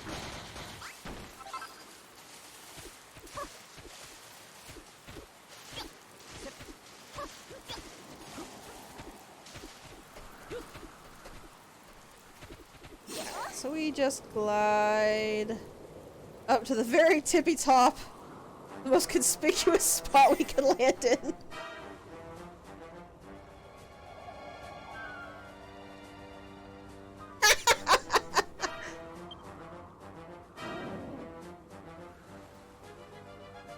God, no wonder Soren's so short with him.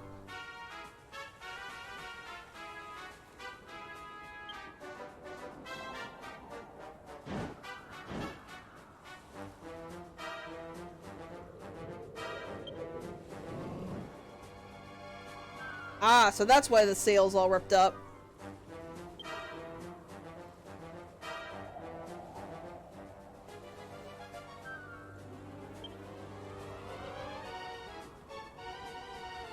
Also, fun fact I didn't address, Jane's ship is still in the Isle of Awakening. You can actually, if you get high enough, sail over to it, but there's absolutely nothing there.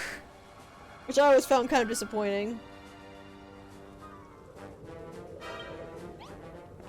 Time to swim in the icy water!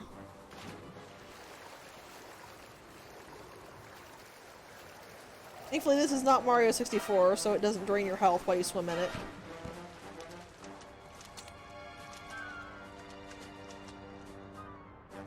Aw, Malroth likes icy cold baths.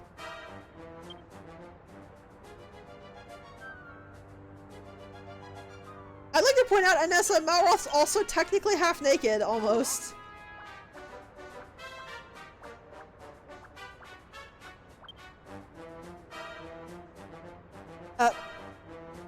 He doesn't have a neck, Malroth.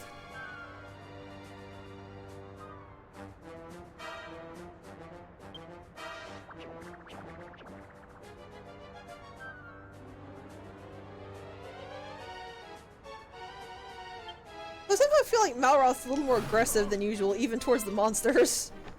Maybe that's just me.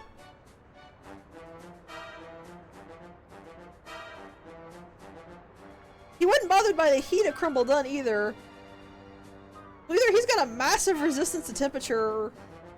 Well, I mean, he definitely has a massive resistance to temperature, but I can never tell if his clothing is thick or thin and breezy. It looks like it could be either to me.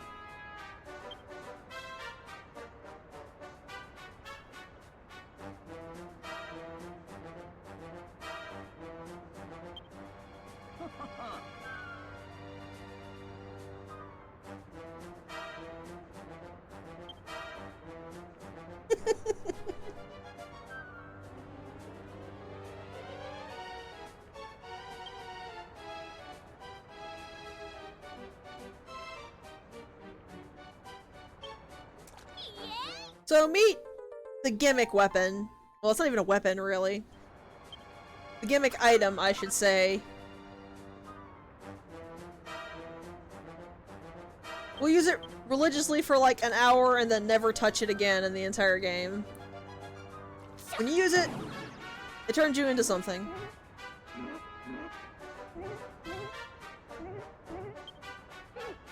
Yeah, it does look like it's meant to be more breezy.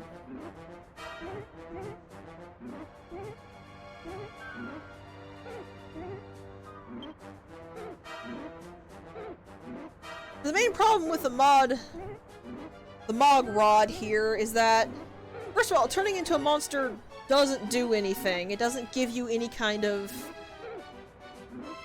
benefit. It doesn't let you do anything. It doesn't work on random enemies in the field. Really?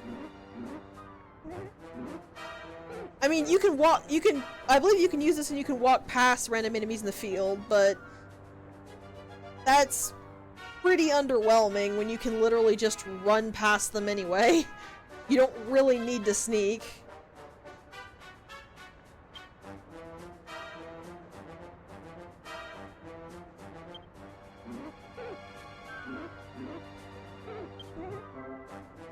The second issue is that it's completely random what you actually turn into. Seems like Hammerhood and the Yeti are the only ones we have right now. There's other things you can turn into, but they're all equally useless.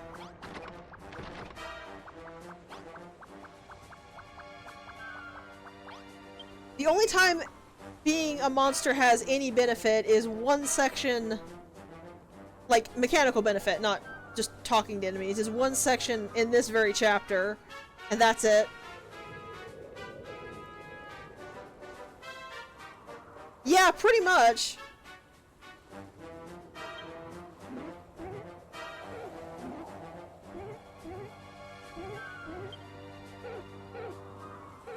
I guess the main issue I feel is, why would you go to all the difficulty of making this a full-on item when it's only ever going to be used in this one couple of segments? Why not just have Jeremiah be the one who can turn you into it like this? So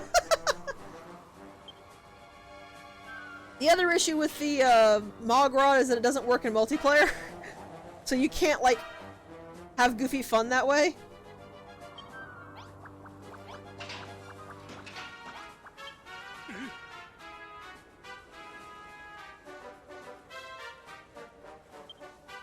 It really feels like they intended you to do more with this.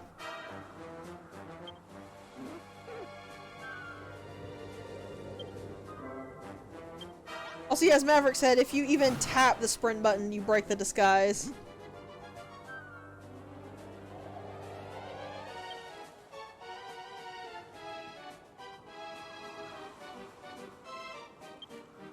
Also, I just giggle at that. You want to look in the cell to make sure it's depressing and dreary enough? There's nothing to be ashamed about that.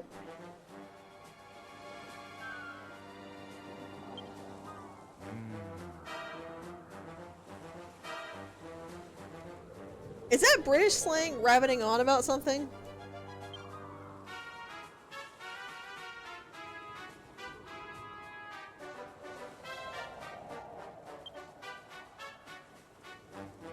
The weird thing is that the Malroth won't even turn you into a slime, even though he was a slime.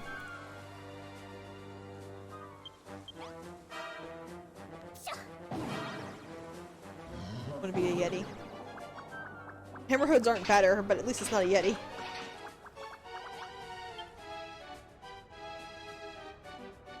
Yetis are kind of big and block my camera view.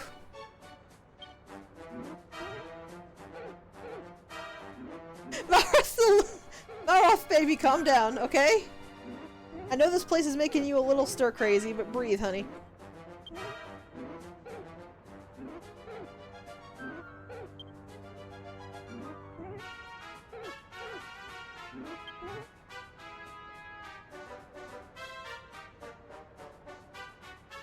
Why are you whispering this stuff, Jeremiah? This seems like completely normal for monsters.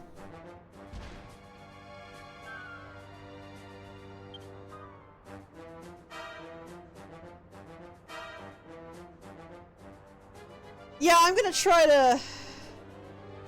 No, they're not Yetis or Powie Wowies or whatever that is.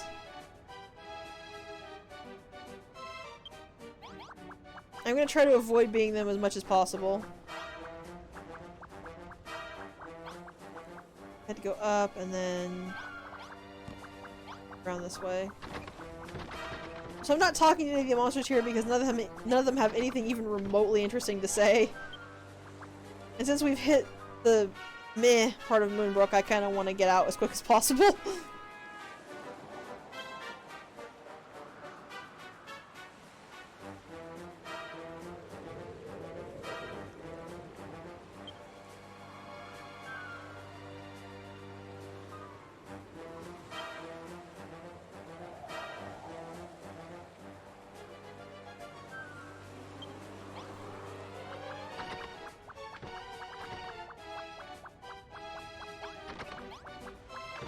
Excuse me.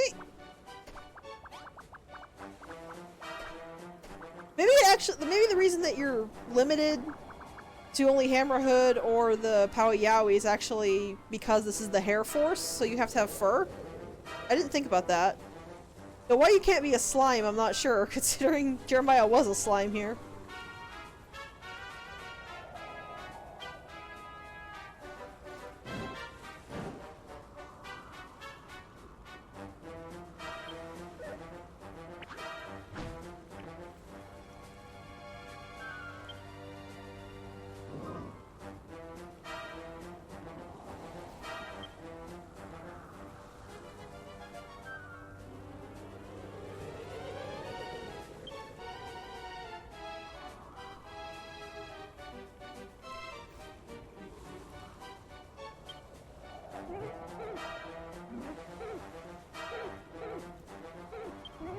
To be fair, Malroth being kind of forceful is a very monster-like thing.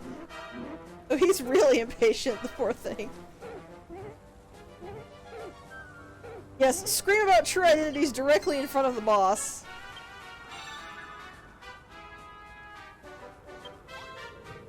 Good plan.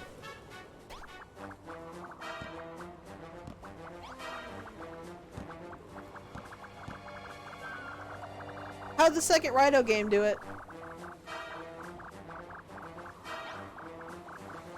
But I don't think this is a bag segment at all. It just feels kind of pointless. Or rather, the mod rod feels pretty pointless considering you're not going to use it again after in like 2 hours. I guess I probably should have talked to him earlier. Oh well.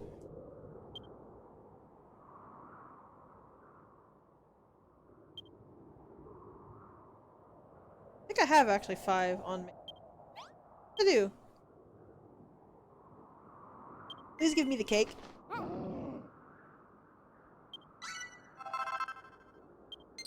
Sponge cake gives you a lot of food, if I remember correctly. Also, now I can make a furniture version of it.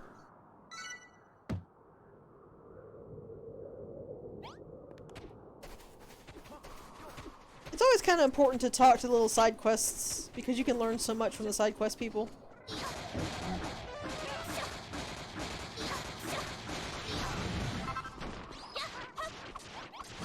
I am gonna need to get Jeremiah a weapon. I think. No, actually I think he's using fire.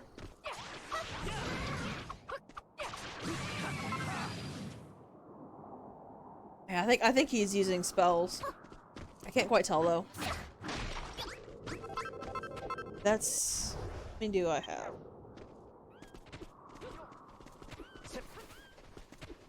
I'm gonna get 14, then we'll go look and see what I need to build the fire sword.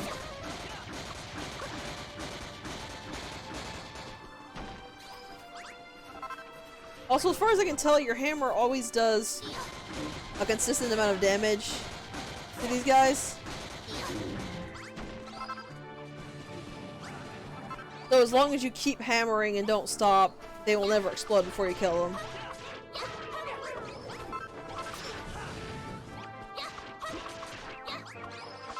I think it's Frizzle with the LE, because it actually does significant amounts of damage.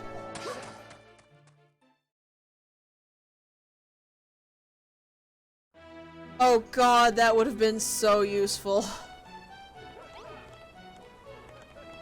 I'm not sure how they actually would have made that work, but that would have been actually given it a purpose on the Isle of Awakening.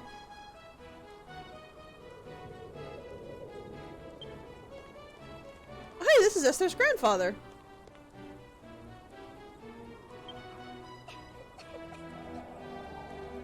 Also, I just realized Anessa put Jeremiah on the Hair Force ship, and actually well before they came here, apparently. Anessa, have you really been fighting to prolong the war? I mean, that does seem like a smart thing to do to prolong the war, but I don't know. That seems a little forward for people who are just blindly following Hargon and trying to fight.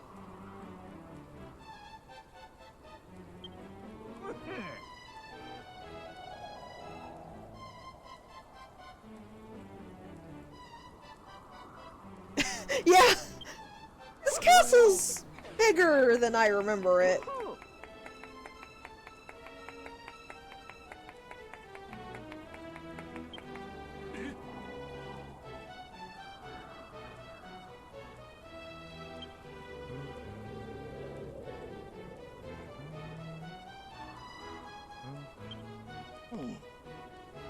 Apparently Hayden doesn't have a good singing voice, which is kinda hilariously sad considering he's supposed to be a bard.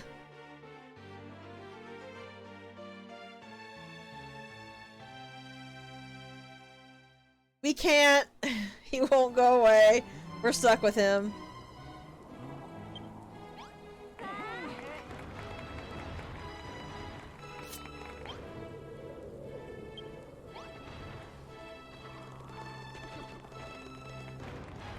Zara! Zara!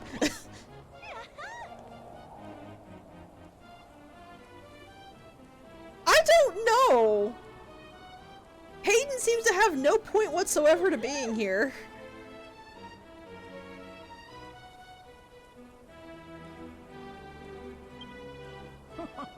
Like, it's not like every single NPC needs a major reason to be there, but in a place with just soldiers, having a random bard out of nowhere feels kind of strange to me.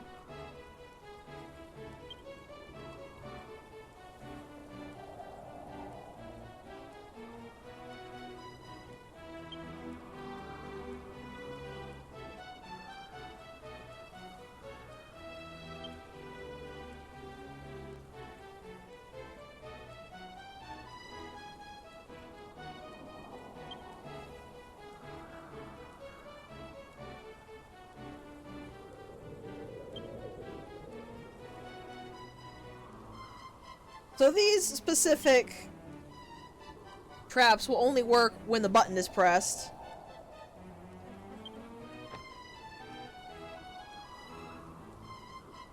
Well, when I say random, I just... How can I put this? It feels thematically odd.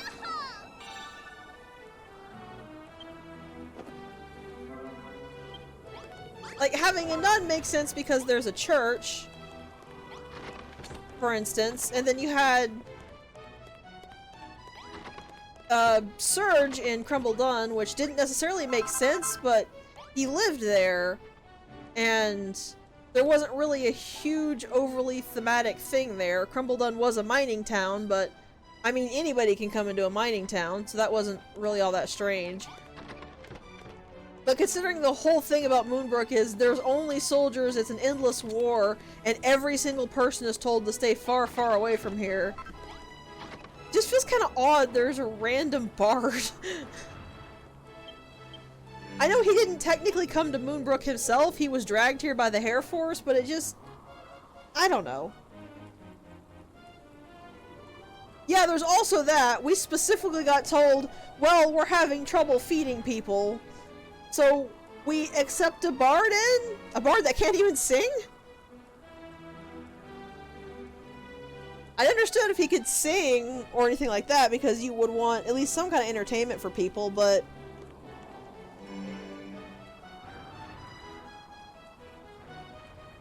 I guess the other reason I find it weird is that they lead you to think that Jeremiah has been captured for a whole 2 minutes until you go in and then realize, oh, he hasn't been captured. But there's some random guy in the jail cell. So it just kind of feels like, what exactly was the point to having Hayden be there? He doesn't fight either, so it's not like it's not like they're giving you another NPC to actually fight with, because Hayden doesn't fight.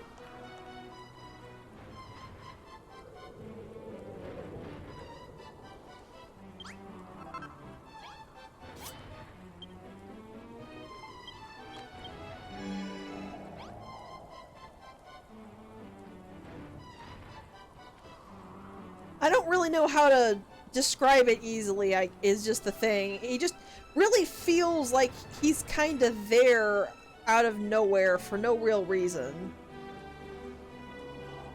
Because if you cut out the whole segment with Hayden in the ship, basically nothing would change. And you wouldn't really miss Hayden either for the rest of it. And you could say that about the other NPCs, but they're supposed to specifically be civilians of the castle, so they actually have a purpose.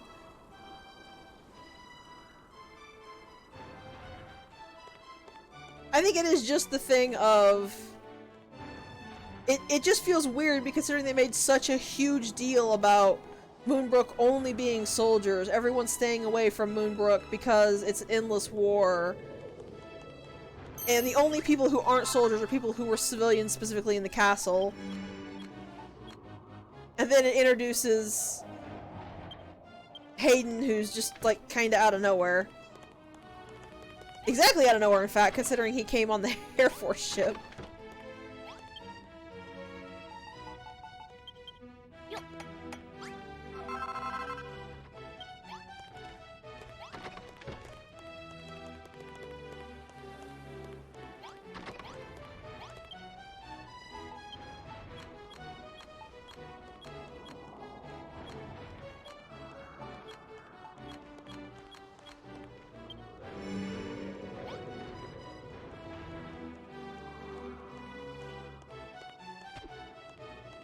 Actually, I think that's probably the best way to...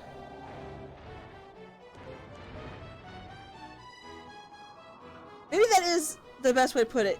Hayden does feel pointless. Even the others that were kind of weird had a point. Surge was thematically interesting and also just kind of fascinating in general because he wanted to be a male bunny girl, which was so rare that in and of itself justified his entire existence. But I mean, he was a decent character. He was interesting enough. He was kind of a foil to the miners, so he had a point to being there. Hayden just... I think Hayden just feels like he exists.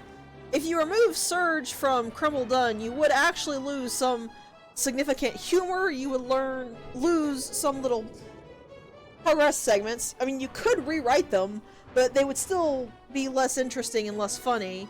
But if you got rid of Hayden, nothing happened. Like, nothing would change. He's so completely pointless to everything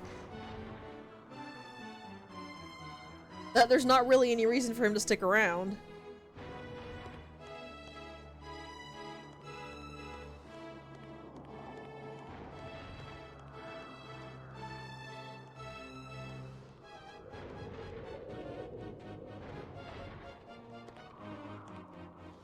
I'm actually surprised you hate Jeremiah.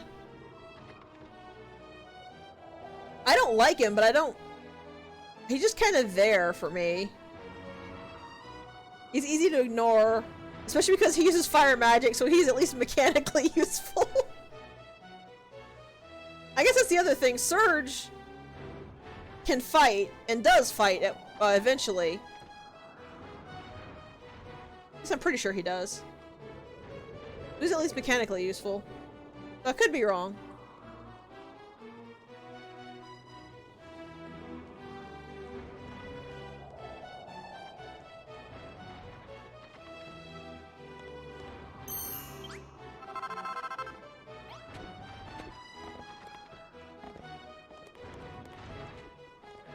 Oh, yeah, that would be an issue, wouldn't it? Oh, I should probably go make the pressure. I actually don't remember that. Like, I'm not saying you're wrong, but I don't remember that he actually did that, so that's probably why I'm just kind of indifferent to him.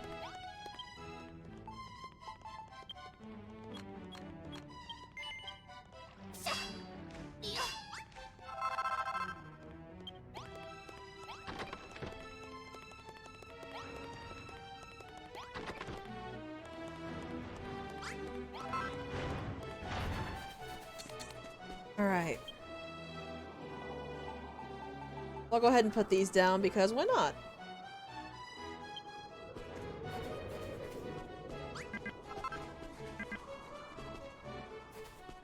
I was gonna say, yes I can place that there. Stop telling me I can't.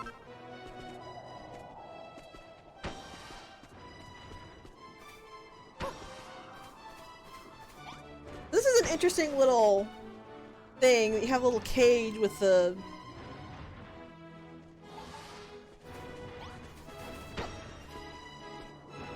with the zap tap things.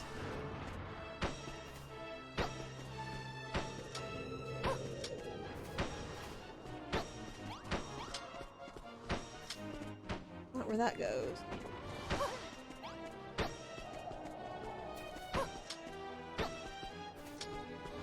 Oh, so that noise is me stepping on the buttons, if you're wondering. They make a pretty distinct and kind of irritating sound when they get stepped on.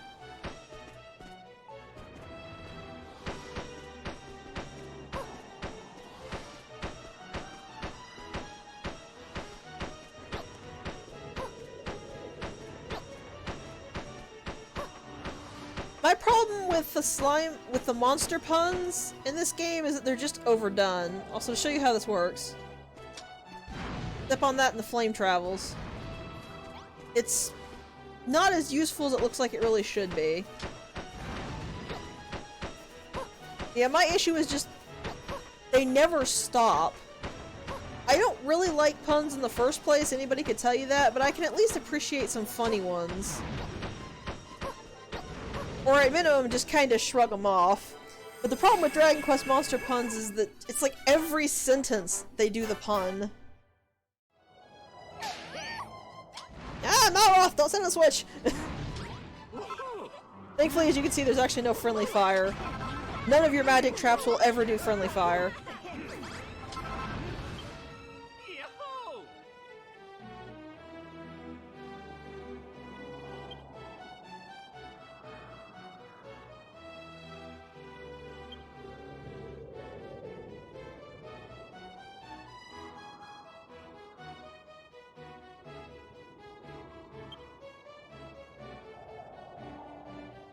She might not, but she has been acting about as weird as Malroth. Well, maybe not quite as weird as Malroth has been acting, but she's definitely been acting different than she was when we first came here.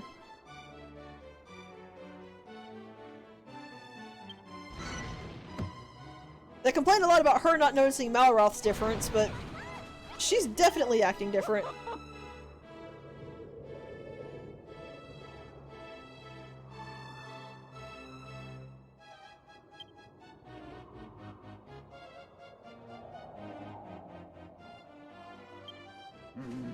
This especially is what sticks out to me. Just that she ordered him years ago to find a weakness to one of Hargon's units that apparently doesn't even come here very often.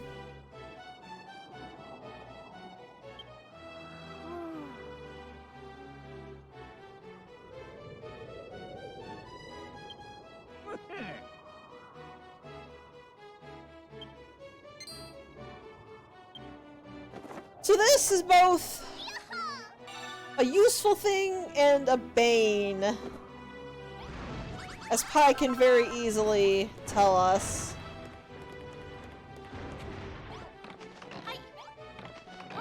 So with these watchfires, the soldiers will all marshal around the watchfire and only go hit any enemy that's close to them, which is good because it prevents them from like spreading out and all trying to 1v1 a bunch of enemies. It's bad because if the enemy gets through the gate and then walks past them, they'll stop pursuing the enemy and the enemy can just start walking up and smashing our actual base to pieces.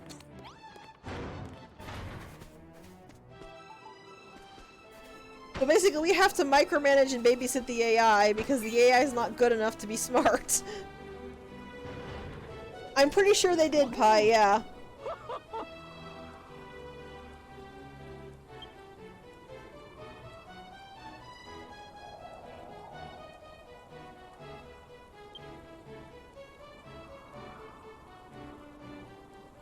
I won't say the watchfires are a bad idea, I just wish the AI was smarter about them. And the AI recognized the difference between in front of the base and in the base. So like, they wouldn't rush forward to engage the enemy until they got close enough from the front of the base, but if they walked past the watchfires into the actual base, then the AI would still go out and engage with them there.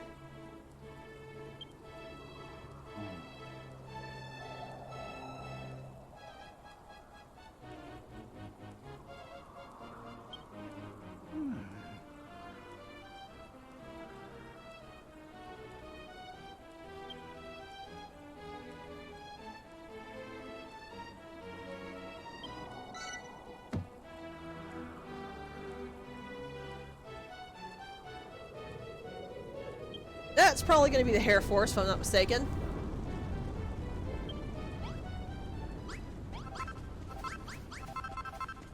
First thing I'm going to do is go ring the bell to get all the hearts. Yes, Hayden, you're worthless, we know.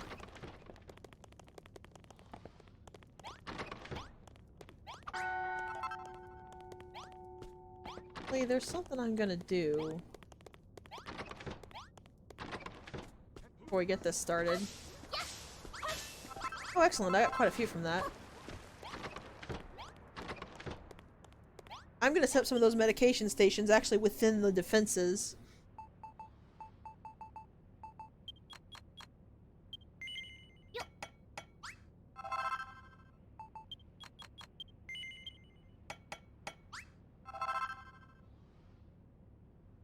Yeah, I don't get it. The best explanation I have for it is just Moonbrooke. Everything about this is good ideas, terrible executions. That's just Moonbrooke. You know what could have helped? What if Hayden singing, like, buffed people? I think right here should be fine.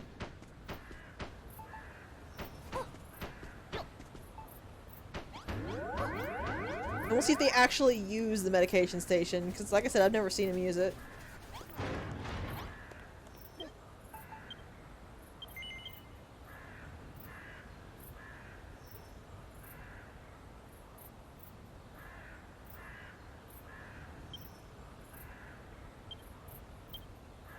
Who's ready to fight? Woohoo!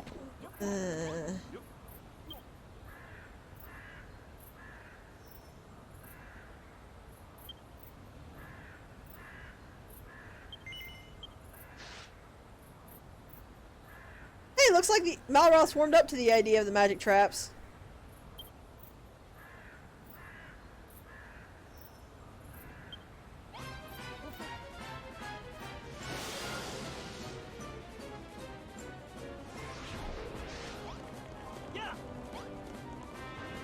I do kind of like how everybody starts at the top here.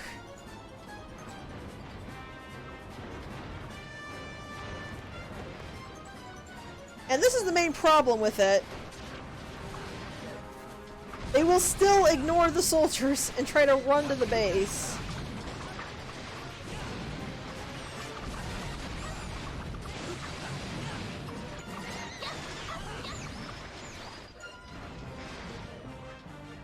I really do like these defenses though. These actually aren't bad.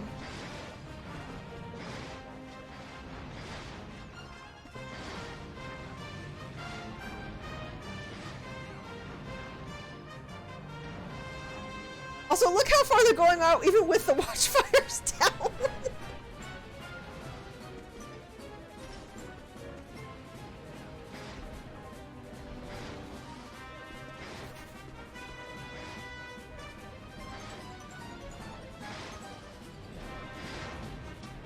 I feel like the Sizz traps probably would have been better if stepping on the button made all of them explode with fire at once. Rather than the kind of line fire, because the line fire seems to miss the monsters a lot.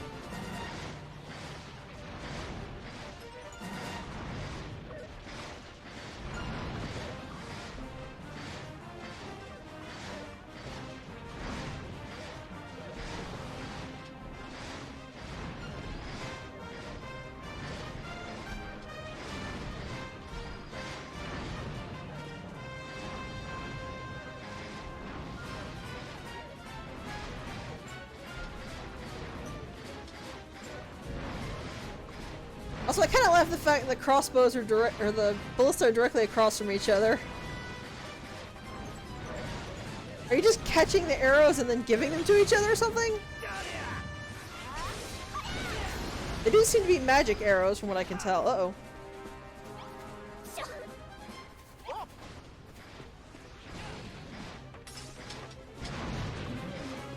I should actually probably place a bed over here. Do I have any on me? I don't think so.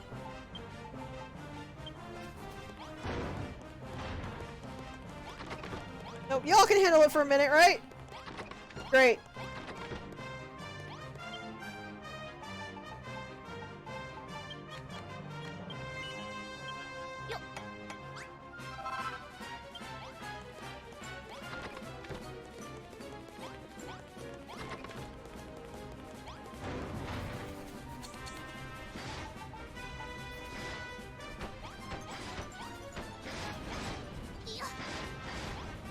Also, yeah, still never seen any of these soldiers who are supposed to, like, tend to themselves actually use the medication stations. Dude, I'm literally oh, there we go. It's like, I'm literally setting your ankle on fire. Stop going towards my base.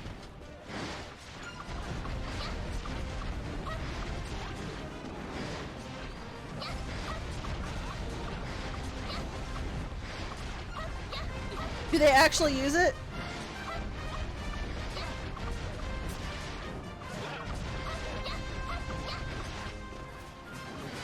Also, look at this. Look how helpful those fire traps were for the actual threats.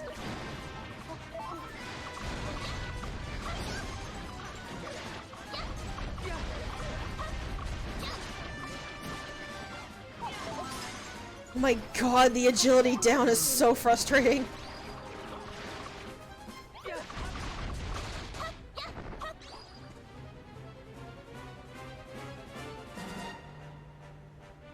Oh no, Malroth's actually on the floor over there!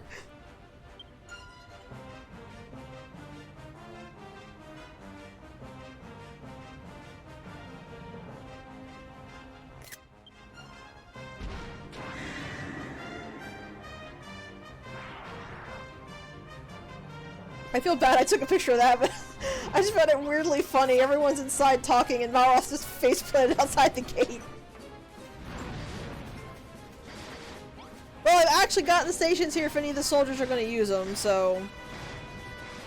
whether they do or not, I can't really control.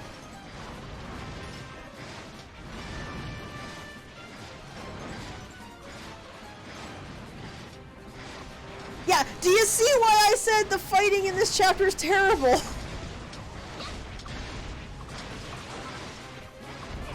Like, look at all of this. Look at this.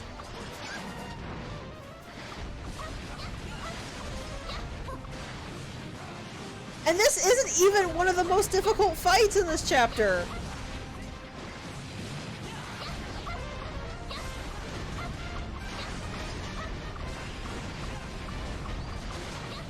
Not by a long shot.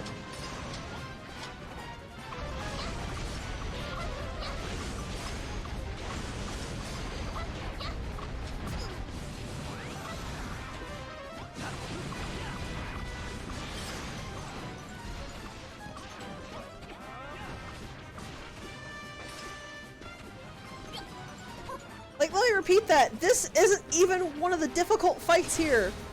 And Malroth has already gone down. We're already struggling to kill this enemy.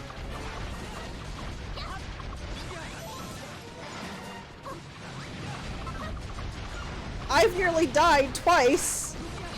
And I can't just hold back and not help, because if I do, then they'll pierce straight through the gate and immediately go start beating up on the base.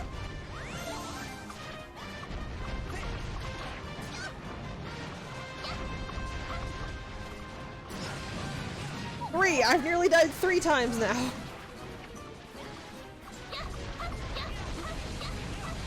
This is why this is the point where this chapter just starts to be miserable to play.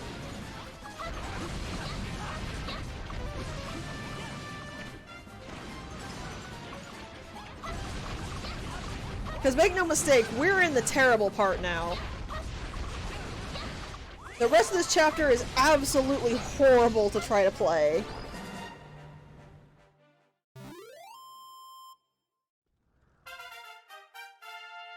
I said the area near the church was the warning, but this is... or if I didn't, that's what I should have said, was that it was the warning, but this is the actual divide. Once the Hair Force wave starts, that's when you get into the terrible part of the chapter.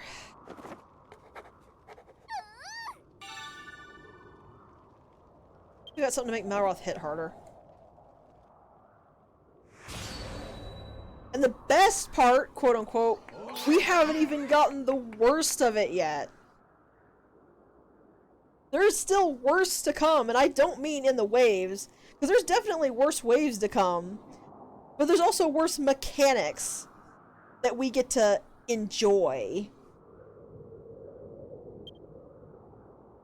And I know I said I would try to be positive for this chapter, but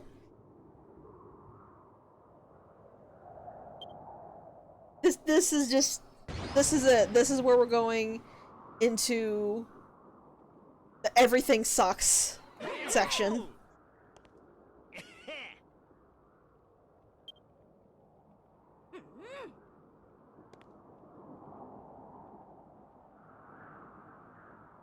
And then you get this, where not only does it hyper-focus on the worst mechanic in the game, but it hyper-focuses and essentially throws in a difficulty wall.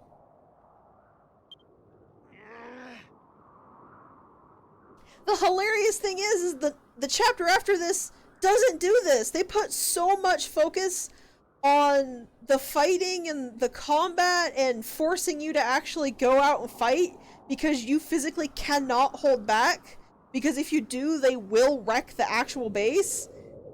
And then the next chapter completely erases all that. It discards all this nonsense and goes back to actual balancing for fun sort of thing. I still really hold to the fact that I think Skelkatraz and Moonbrooke were done by a completely separate group of people from the rest of the game.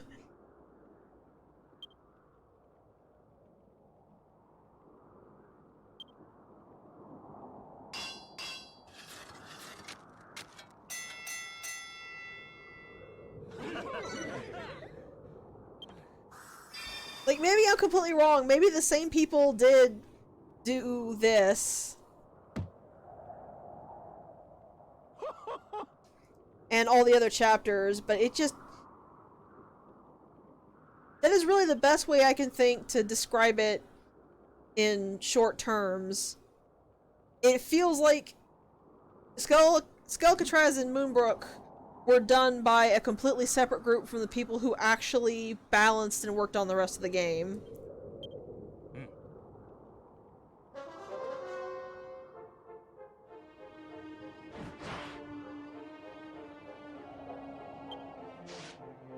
Oh, okay, well, for starters, you could have not stood outside of the defenses while literally everyone else was behind the gate.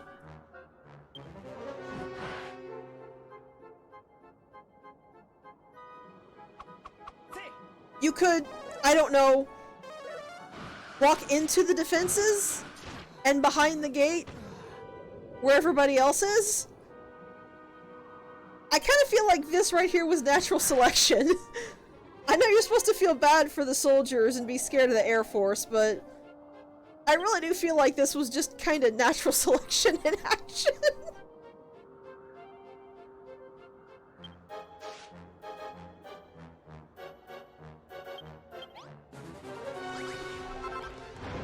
So, meet the Air Force. They fly.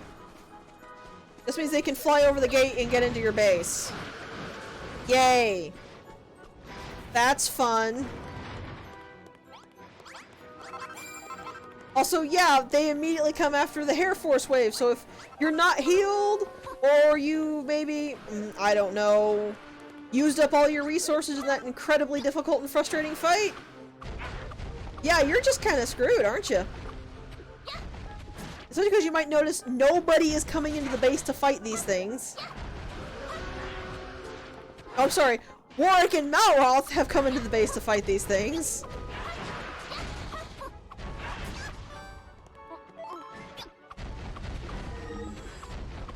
And it sounds like they broke something somewhere. And since this is a normal wave, I'm going to have to personally fix that. Seriously, look at how hard these things hit. These are basic wave enemies.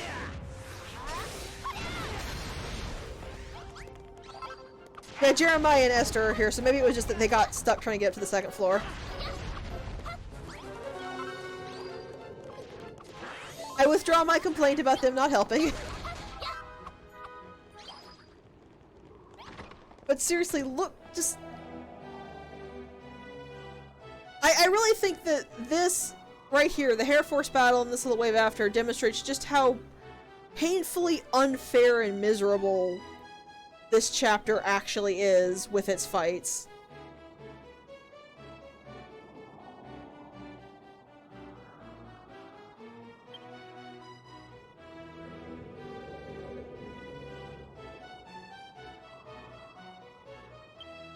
They broke something on the first floor, I'm sure. Yeah, there's the hole right there. Unbreakable castle bricks! No, I'm never gonna let that go because I'm still freaking salty about it. And again, since this is a basic wave, you get to fix it all by yourself, you lucky dog. Aren't you happy?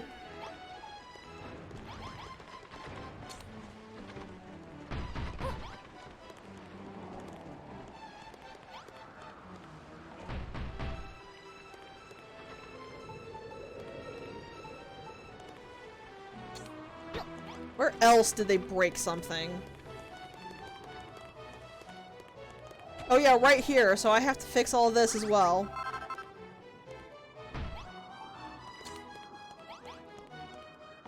But it's fun, right? Having monsters that can totally wreck your defenses is fun!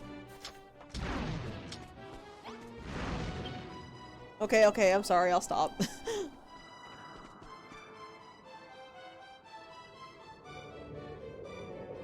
Or like, I don't know, maybe the game should have let the player prepare for a wave of enemies that could go straight into their base and did like, what was that? A fifth of my health in one hit?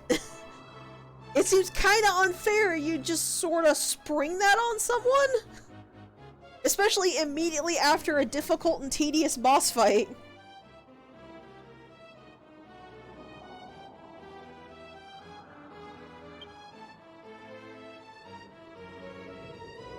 And then yet you were yelling at Malroth earlier about it. Also, oh yeah, this is not the mechanic I meant, but this is another mechanic we're dealing with. You know how we recruited all those soldiers? Yeah, they're literally dead. These aren't random soldiers. These were soldiers that were actually in our castle. They're dead, they're gone, and we've lost that manpower! Isn't that fun?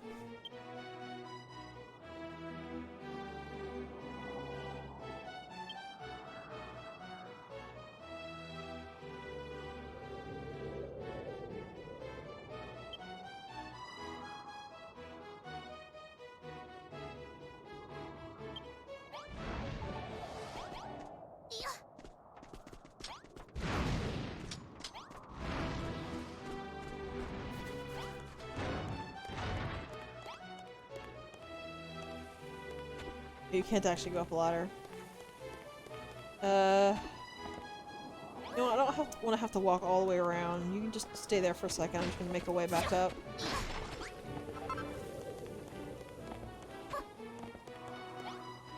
You're dead. It's not like you're going anywhere.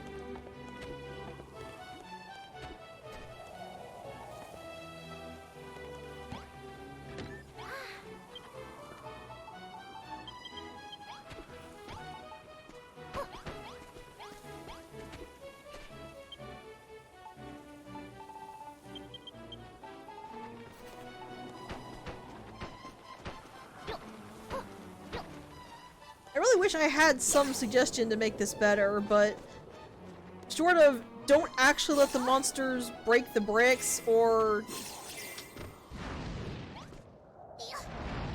don't make the monsters prioritize getting into the base when they're actively being attacked by other things.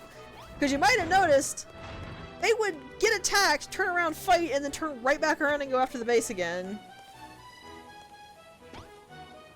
Or even just outright don't make this focused on the worst mechanic in the game.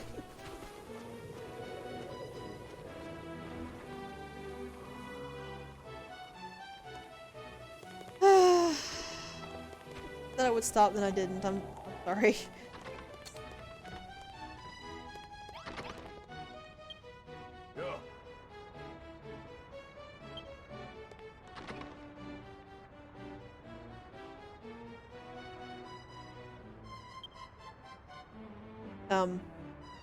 Hello, Floor. It's nice to meet you too.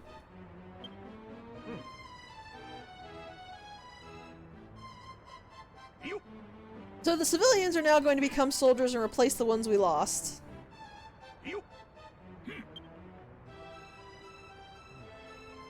You'd think this be a good thing, right? Yeah, soldiers don't farm, so I hope you got all the potatoes you need.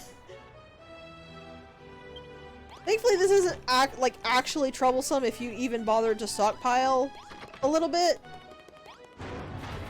But if you didn't stockpile... Oh, did I already grab the other? I thought I didn't.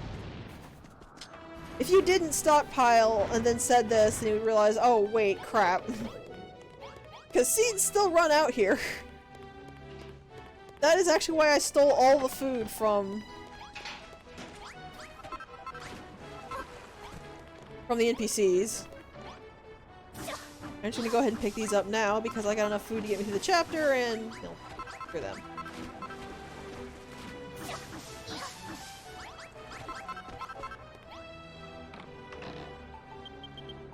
Why are there bones? Why are there bones in the garden chest? Sir, I question what you have been doing in here.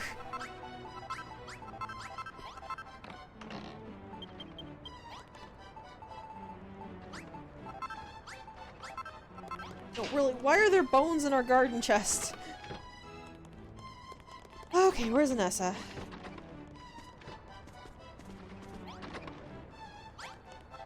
Guess I should grab this.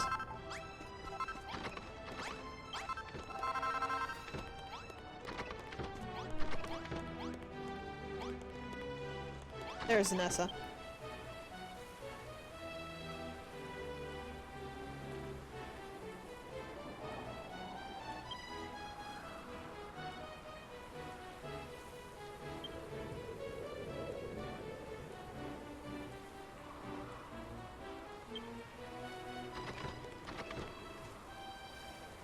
Also, I guess it's only these two and not the female villager, who is actually the useless one. But to be fair, so is the bodybuilder over there.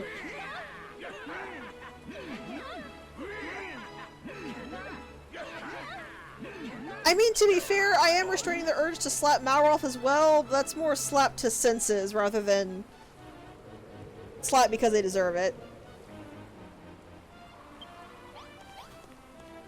And we also have— oh no, it was all of the villagers, I guess. Because the merchant and the lady villager were actually just here.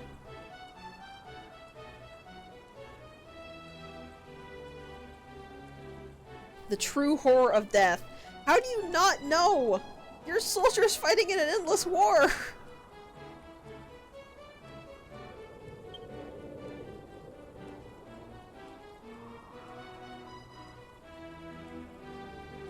And how are you just now being hit by this if you lost all of your family, Warwick? Okay, actually that's a pretty fair point.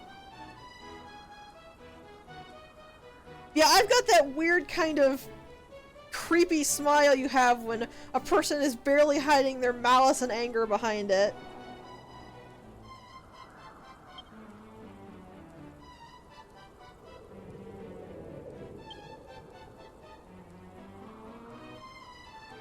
Like, if you tell someone who doesn't emote very well to smile and they basically give this creepy grimace, that's pretty much what I'm imagining on the builder's face right now.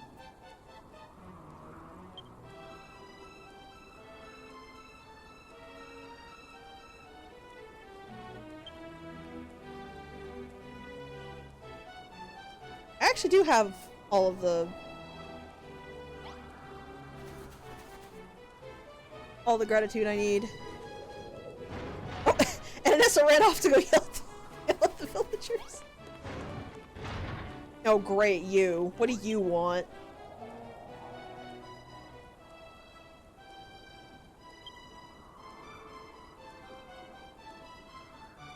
Oh, is the useless little bard hungry?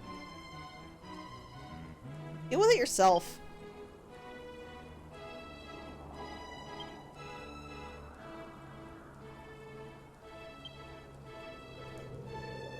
Oh wow, I really am salty. I'm being so mean to Hayden.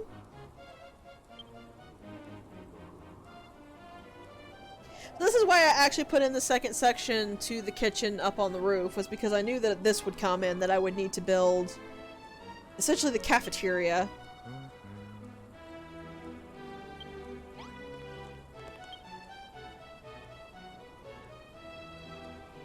I actually feel really bad. I've already gotten so salty just from the one horse fight and the follow-up that I was yelling at poor Hayden.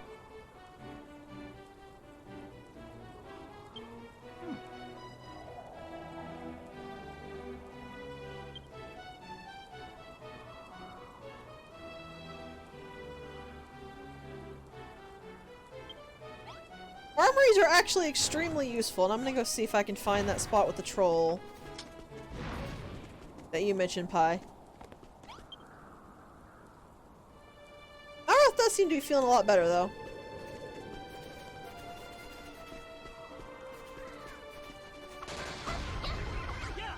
Oh, now what was I saying? Oh yeah, armories. Armories are actually really good because if you put weapons in the armory, the NPCs will automatically equip any better weapons than what they have.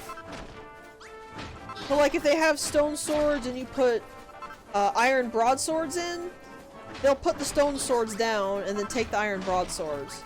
And I believe they will only ever upgrade, they will never downgrade. So you can just dump the upgraded swords in the armory and the soldiers will take care of equipping themselves, essentially.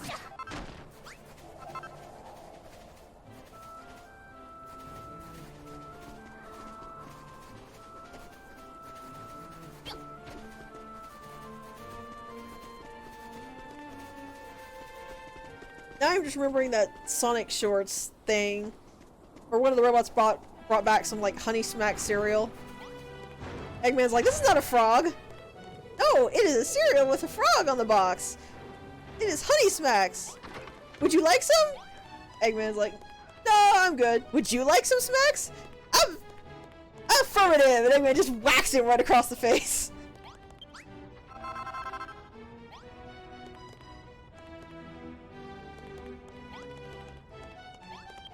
I did poorly retelling that, but quite frankly, it was... At least to me, it was hilarious. I love the Sonic Shorts. I'm so bad that they just- I'm so bad? I'm so sad that they discontinued it. No. We're not doing this.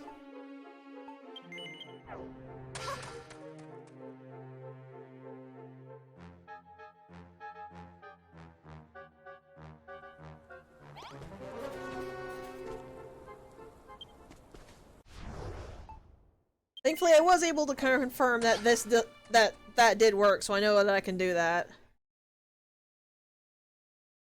I'm not dealing with it. I'm not dealing with basic waves that can completely break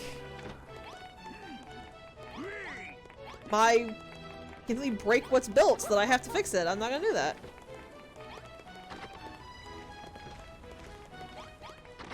So every time we get a wave now, we're going to have to teleport away to despawn it.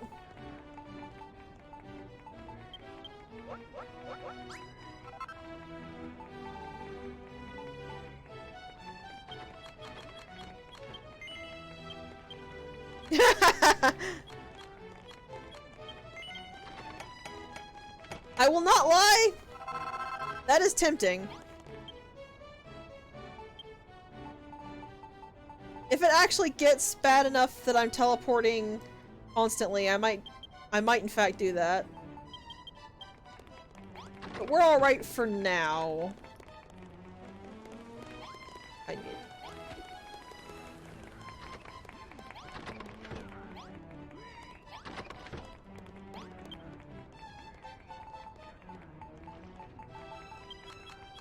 I probably didn't need to make seats, but I'm going to make seats.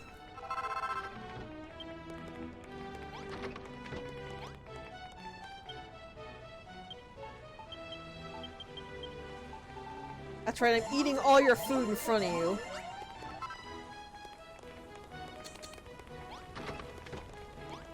You haven't earned food.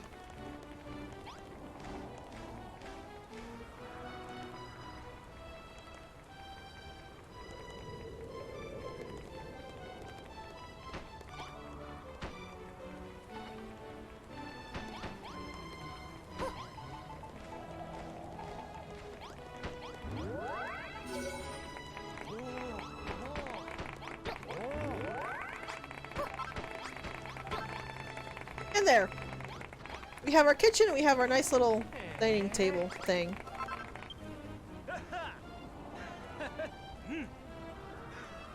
Also, I think what it's supposed to be is that since that's supposed to be a buffet, the implication is that they fill their stuff and then they go get something else, but NPCs will just stand there and try to eat at the buffet, so I always just put chairs down.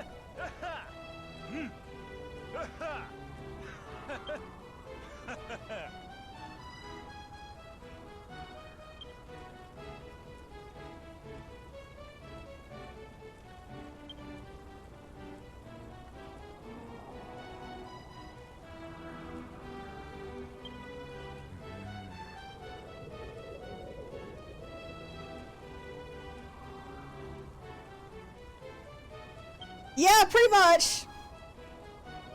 Sucks to be them, though, because they're the one who's suffering for it. I took all the food.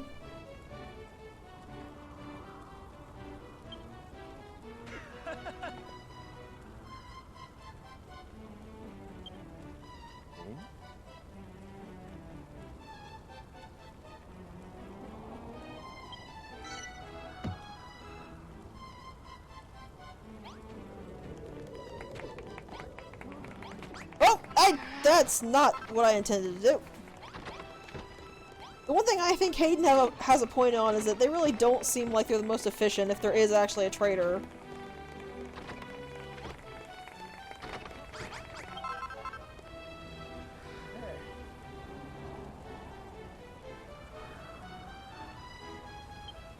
Which is probably the only reason why I don't mind too terribly much him mentioning it, though I did roll my eyes at first.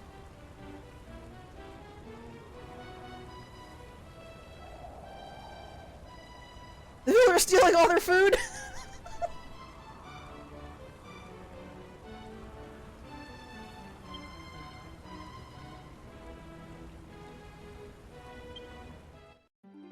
And they're all now basic soldiers. So I really hope you didn't, not get seeds or happen to run out of your seeds before this point. That is pretty hard to do, thankfully. Well, of course, Anessa! Malroth is awesome! Also, this is the other reason why I don't buy the whole thing that... The whole, oh, Malroth is being terrible and horrible and you should totally distrust him because everybody in the castle seems to like him except Anessa.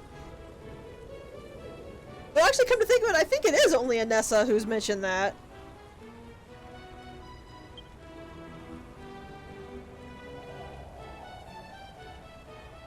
Which actually paints her in a bad light rather than Moonbrooke entirely.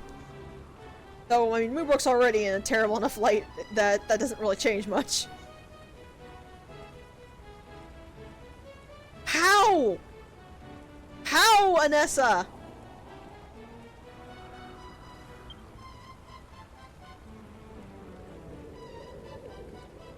You are making all of these claims and you're not bothering to even say a single thing to... None of them are founded! How is he a distraction? How could that bring calamity? Malroth doesn't hurt people he fights with, and in fact, we have solid evidence, even in this chapter alone, that he instead fights to protect everyone around him.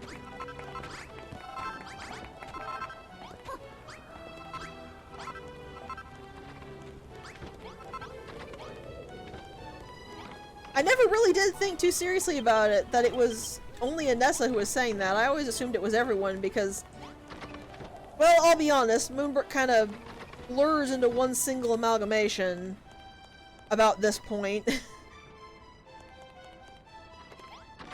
Considering how terrible it gets. Forgot to make it. I have a door on me, don't I? Yeah.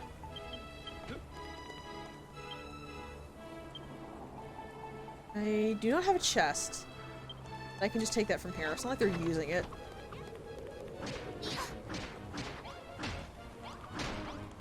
Chest.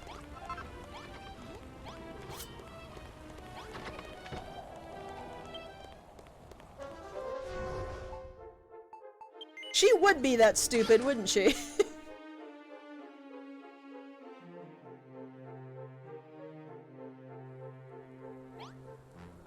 Like, sure, if there was anything normal about this situation, I could maybe see that.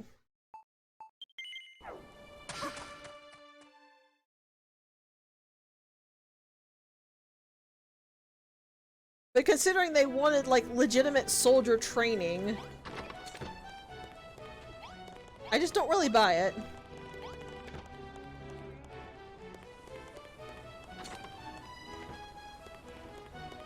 Of course, again, that could be just because I don't like Anessa, so take it as you will.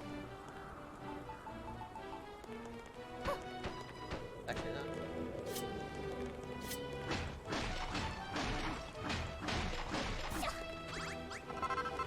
Yeah, nobody's acting beyond their means.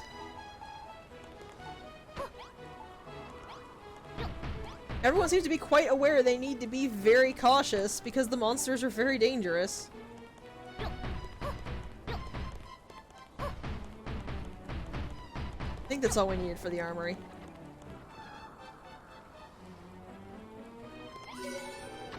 Oh, do I need more?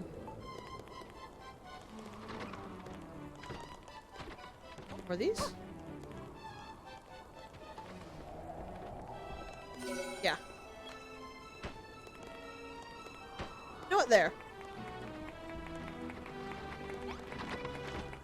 Now we got a nice little armory.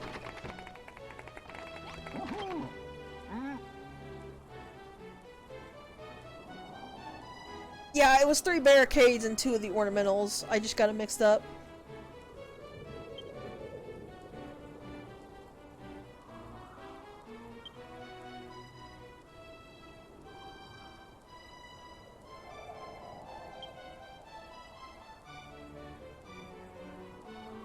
Oh, I think Jeremiah is about to give us the best thing in this chapter.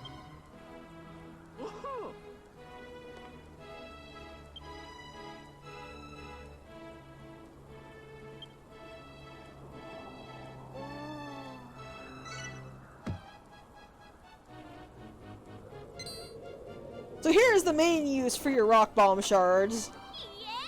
Actual bombs.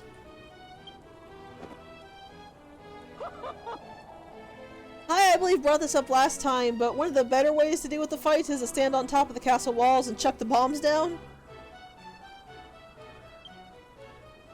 I still find that you can't entirely rely on this. You're gonna have to go down there and get into the fray to at least draw away the enemies that take forever to kill from the walls.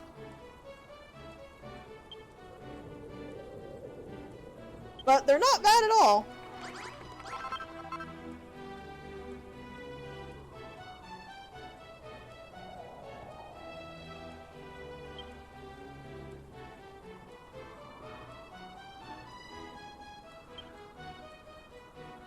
Okay, 2 spears, 4 target dummies, and wooden fortification.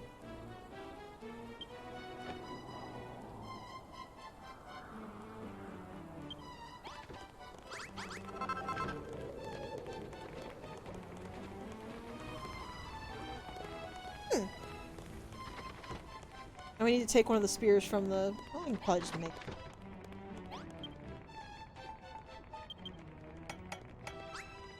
One of those... And a door... Had 4 of these... is Zara standing right behind me?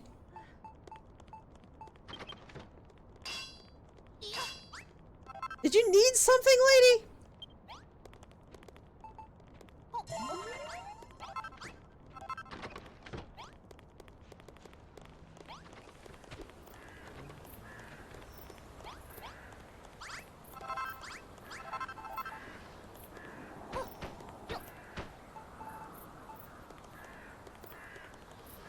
I don't know why barricades are needed for a training room, but I'm not the trained soldier here now, am I?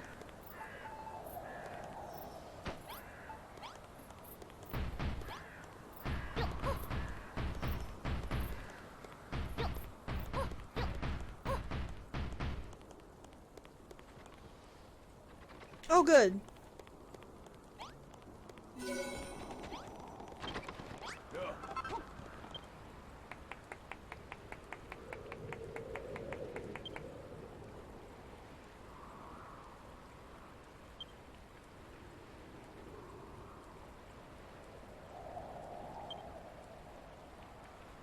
Yeah, that's about how I feel. We get it! There's a spy!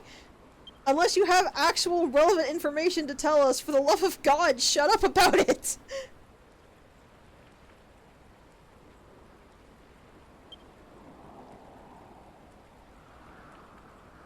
See, now there's some actual relevant information.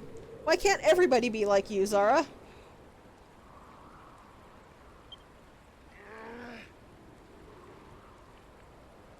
So Malroth is adorably trusting.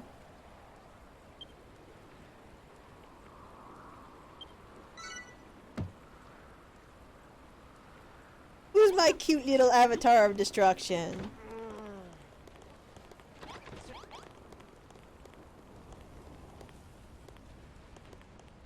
Let's ring this bell.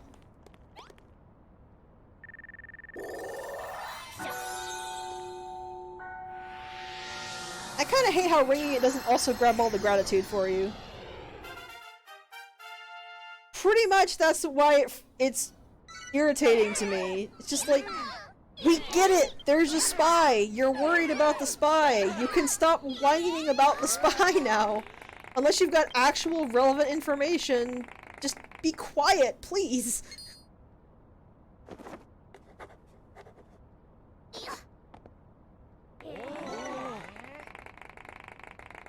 Also, here is where cotton becomes the absolute misery of my existence. All of this red stuff requires actual cotton. Like, you have to use so much cotton for all of this, it's kind of depressing.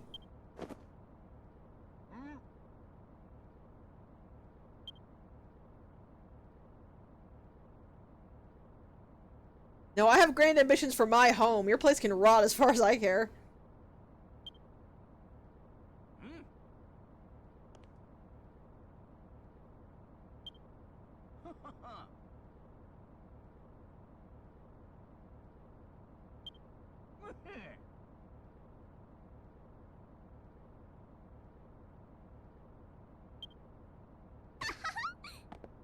Oh yeah, I know what you're talking about. I did. I went to the church intending to get it, and then everything with Anessa and Malroth happened, and I was mad.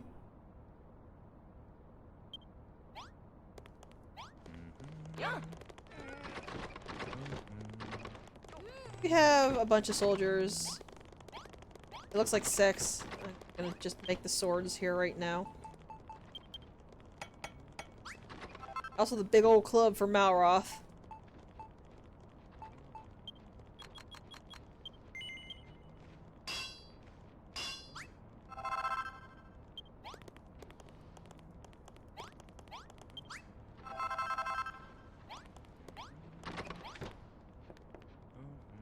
Have you constantly ripped down the church as well?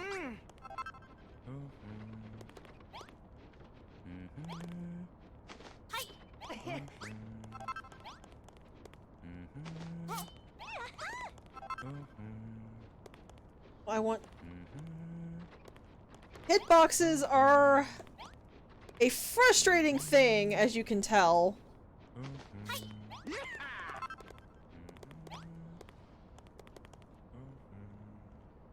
Probably should have just used the armory. Rick, you need to go away. Okay? Go on. Get out of my way. Get out of my way. Go away.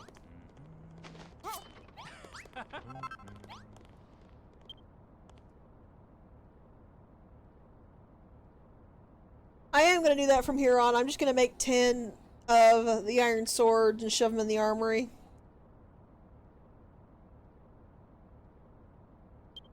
But I'm like almost legitimately expecting a fight to happen immediately after this, so in case I wasn't wrong, I just wanted to go ahead and do that. Though I should actually equip the villagers as well. They aren't equipped.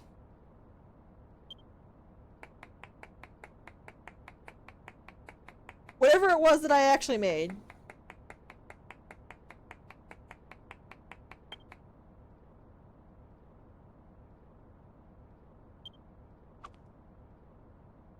Now here Zara's actually giving us the rundown that we were talking about in the first video.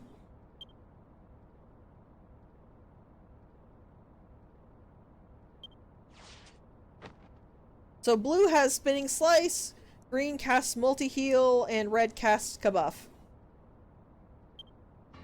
And all 3 of them are pretty useful.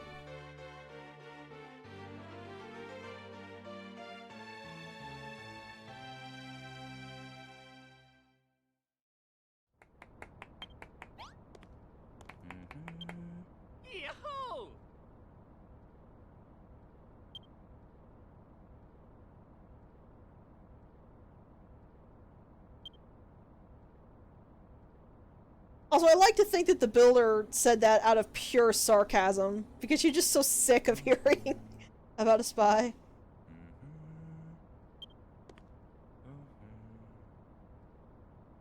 Can someone get me a cloth and a piece of duct tape?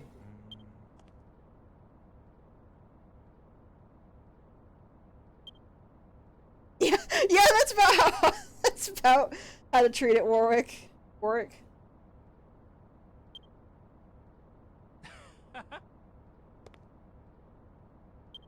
Just the, well, okay then.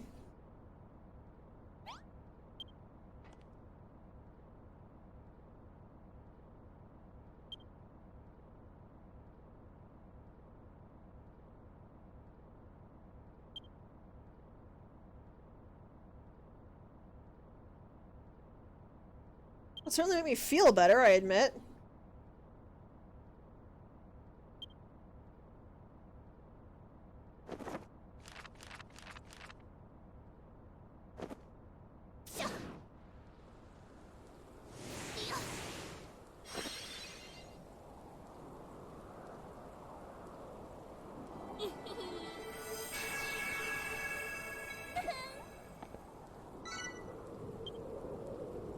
So here's the new fortifications for the Air Force.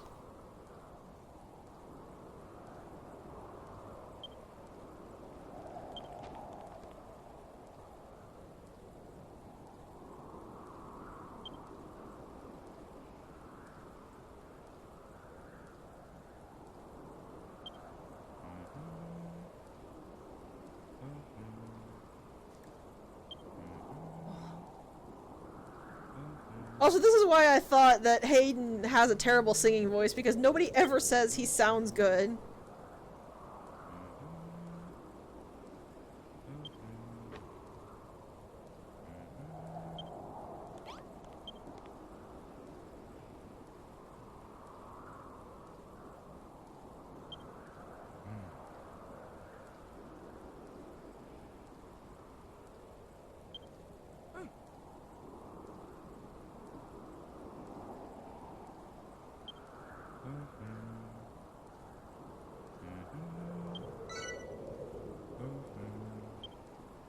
Yes, yes, yes. You're completely incapable of doing the smallest thing.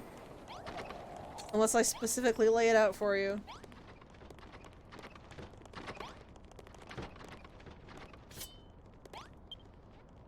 Yeah, it was a steel broadsword. Alright, let's just go ahead and make 10 of these. That should account for the villagers and whoever comes when I ring the bell the last time. Actually, I need those back.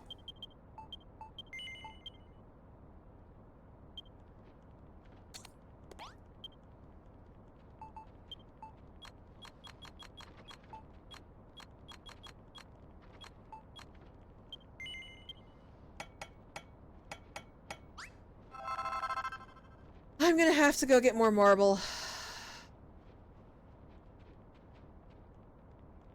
I probably shouldn't.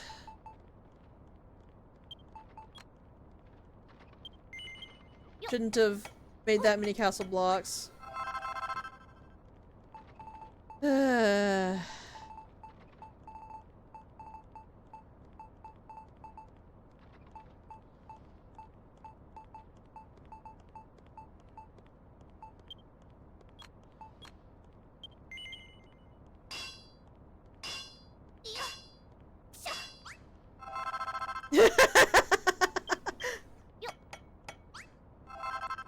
At least with the 11 rock bomb shards I gather, I should have plenty of bombs to do this with.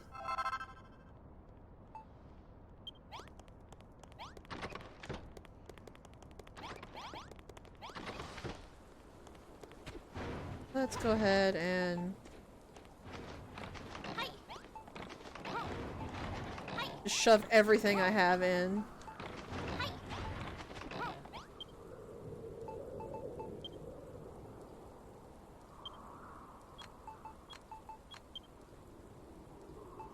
Did I put the barricades in?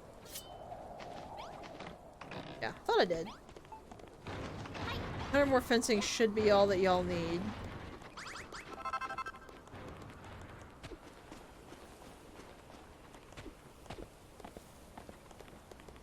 Let's go shove these swords in the armory so that they can arm themselves.